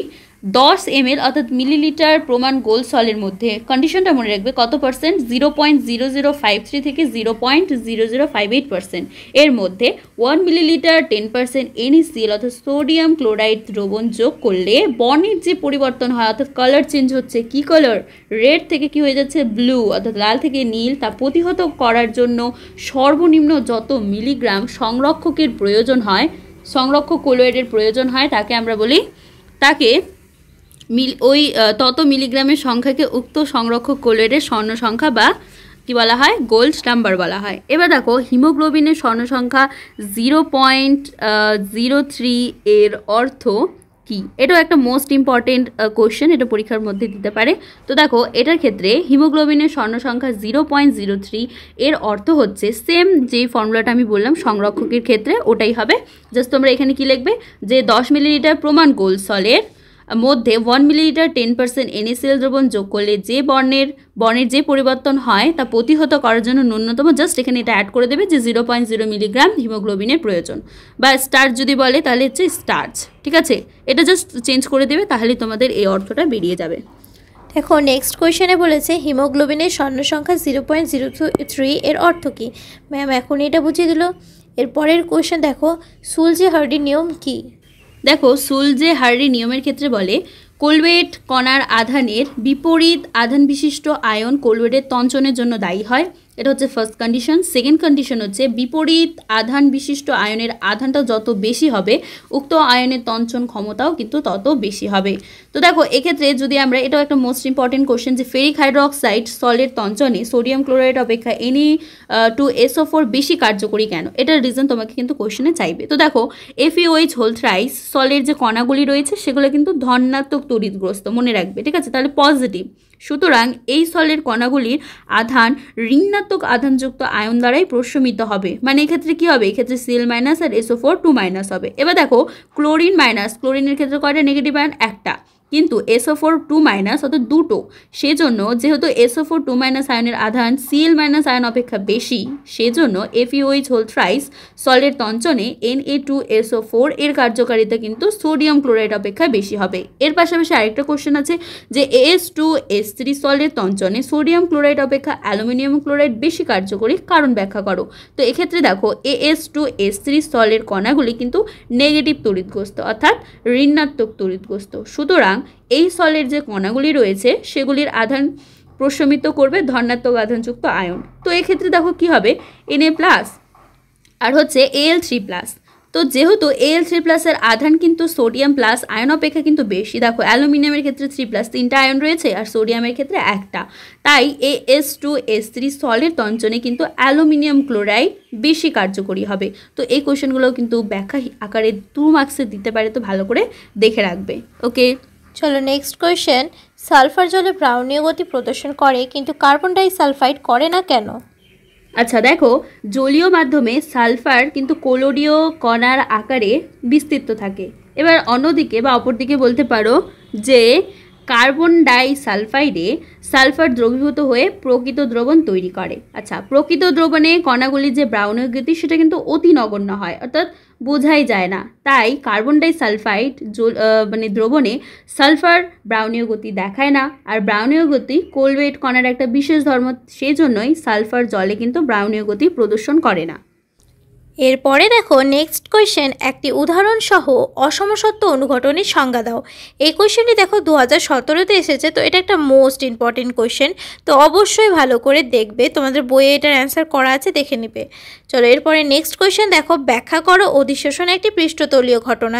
এটাও তোমাদের বইয়ে পেয়ে যাবে, দেখো এটা 2022-এ এসেছে। নেক্সট কোয়েশ্চেন, একটি ইউনলে পরিপূর্ণভাবে FeOH হোল থ্রাইস সল দ্বারা ভর্তি করা হলো এবং দুটি বাহুর প্রত্যেকটিতে PT তড়িৎদ্বার নিমজ্জিত করে বিভব প্রভেদ প্রয়োগ করা হলো। সল কণাগুলি কোন তড়িৎদ্বারের অভিমুখে গমন করবে এবং কেন? দেখো এটাও 2017-তে এসেছে, তাই এটাও একটা মোস্ট ইম্পর্টেন্ট কোয়েশ্চেন। চলো এরপরে দেখো কি বলেছে যে FeOH হোল থ্রাইস সলে বিস্তৃত দশার কণাগুলি ধনাত্মক আধানগ্রস্ত হয়, সেজন্যই এগুলি কি করবে, ক্যাথোডের দিকে গমন করবে। যেহেতু এরা ধনাত্মক, সেজন্য এরা ক্যাথোডের দিকে গমন করবে। চলো নেক্সট কোয়েশ্চেন, রাসায়নিক অধিশোষণ কি, একটি উদাহরণ সহ ব্যাখ্যা করো। দেখো এই কোয়েশ্চেনটা 2018-তে এসেছিল, এটাও তোমাদের সংজ্ঞাগুলো যে আছে বইয়ের মধ্যে সেখানেই পেয়ে যাবে। নেক্সট কোয়েশ্চেন, সদ্যপ্রস্তুত FeOH হোল থ্রাইস অধক্ষেপে কয়েক ফোঁটা HCl দ্রবণ যোগ করলে কি ঘটবে? মিস যখন আমাদের এর আগে একটা কোয়েশ্চেন পড়ছিলেন তখনই বলেছিল যে এই কোয়েশ্চেনটা একটা মোস্ট ইম্পর্টেন্ট কোয়েশ্চেন, এবার আসতেও পারে, তো অবশ্যই ভালো করে দেখে রাখবে, আর আগে যে মিস বলেছে ওটা ভালো করে বুঝে নেবে, ঠিক আছে? এরপরের কোয়েশ্চেন দেখো, কোলোয়েডের কোন ধর্মের সাহায্যে একই রঙের কোলোয়েড দ্রবণ ও প্রকৃত দ্রবণের মধ্যে পার্থক্য নির্ণয় করা যায়? এই কোয়েশ্চেনে দেখো 2019-এ এসেছে, তো এটাও একটা মোস্ট ইম্পর্টেন্ট কোয়েশ্চেন। এটা দেখো, টিন্ডেল ইফেক্ট ধর্মের সাহায্যে আমরা কিন্তু একই রঙের কোলওয়েট ও প্রকৃত দ্রবণের মধ্যে পার্থক্য করতে পারি। কিসের জন্য? টিন্ডেল ইফেক্টের জন্য, বা টিন্ডেল ইফেক্ট যেটা আমি বুঝিয়েছিলাম সেটার জন্য। ওকে, তাহলে আমাদের কোয়েশ্চেন পর্ব এখানেই শেষ হলো। এখানে আমাদের কোয়েশ্চেন যে ডিটেলস অ্যানালাইজ করে দিলাম, তো অবশ্যই ভালো করে বুঝে নেবে। চ্যানেলে নতুন হলে অবশ্যই সাবস্ক্রাইব করে দিও। খুব ভালো থেকো, মন দিয়ে পড়াশোনা করো, সামনে পরীক্ষা, সেজন্য ডিপ্রেশন করো না, পরীক্ষা দেখবে খুব ভালো হবে। শান্ত মাথায় পরীক্ষা দেবে, দেখবে পরীক্ষা খুব ভালো হবে, সেজন্য চাপ নিও না। ওকে, আর যে সময়টা ডিপ্রেশন করবে সেই সময়টা ডিপ্রেশনে না কাটিয়ে পড়াশোনা করো, আর খুব ভালো করে পড়াশোনা করো যাতে তোমাদের পরীক্ষা খুব খুব খুব ভালো সামনে পরীক্ষা, সেজন্য তোমাকে জানাই পরীক্ষার জন্য বেস্ট অফ লাক। খুব ভালো পরীক্ষা হোক তোমার। ওকে।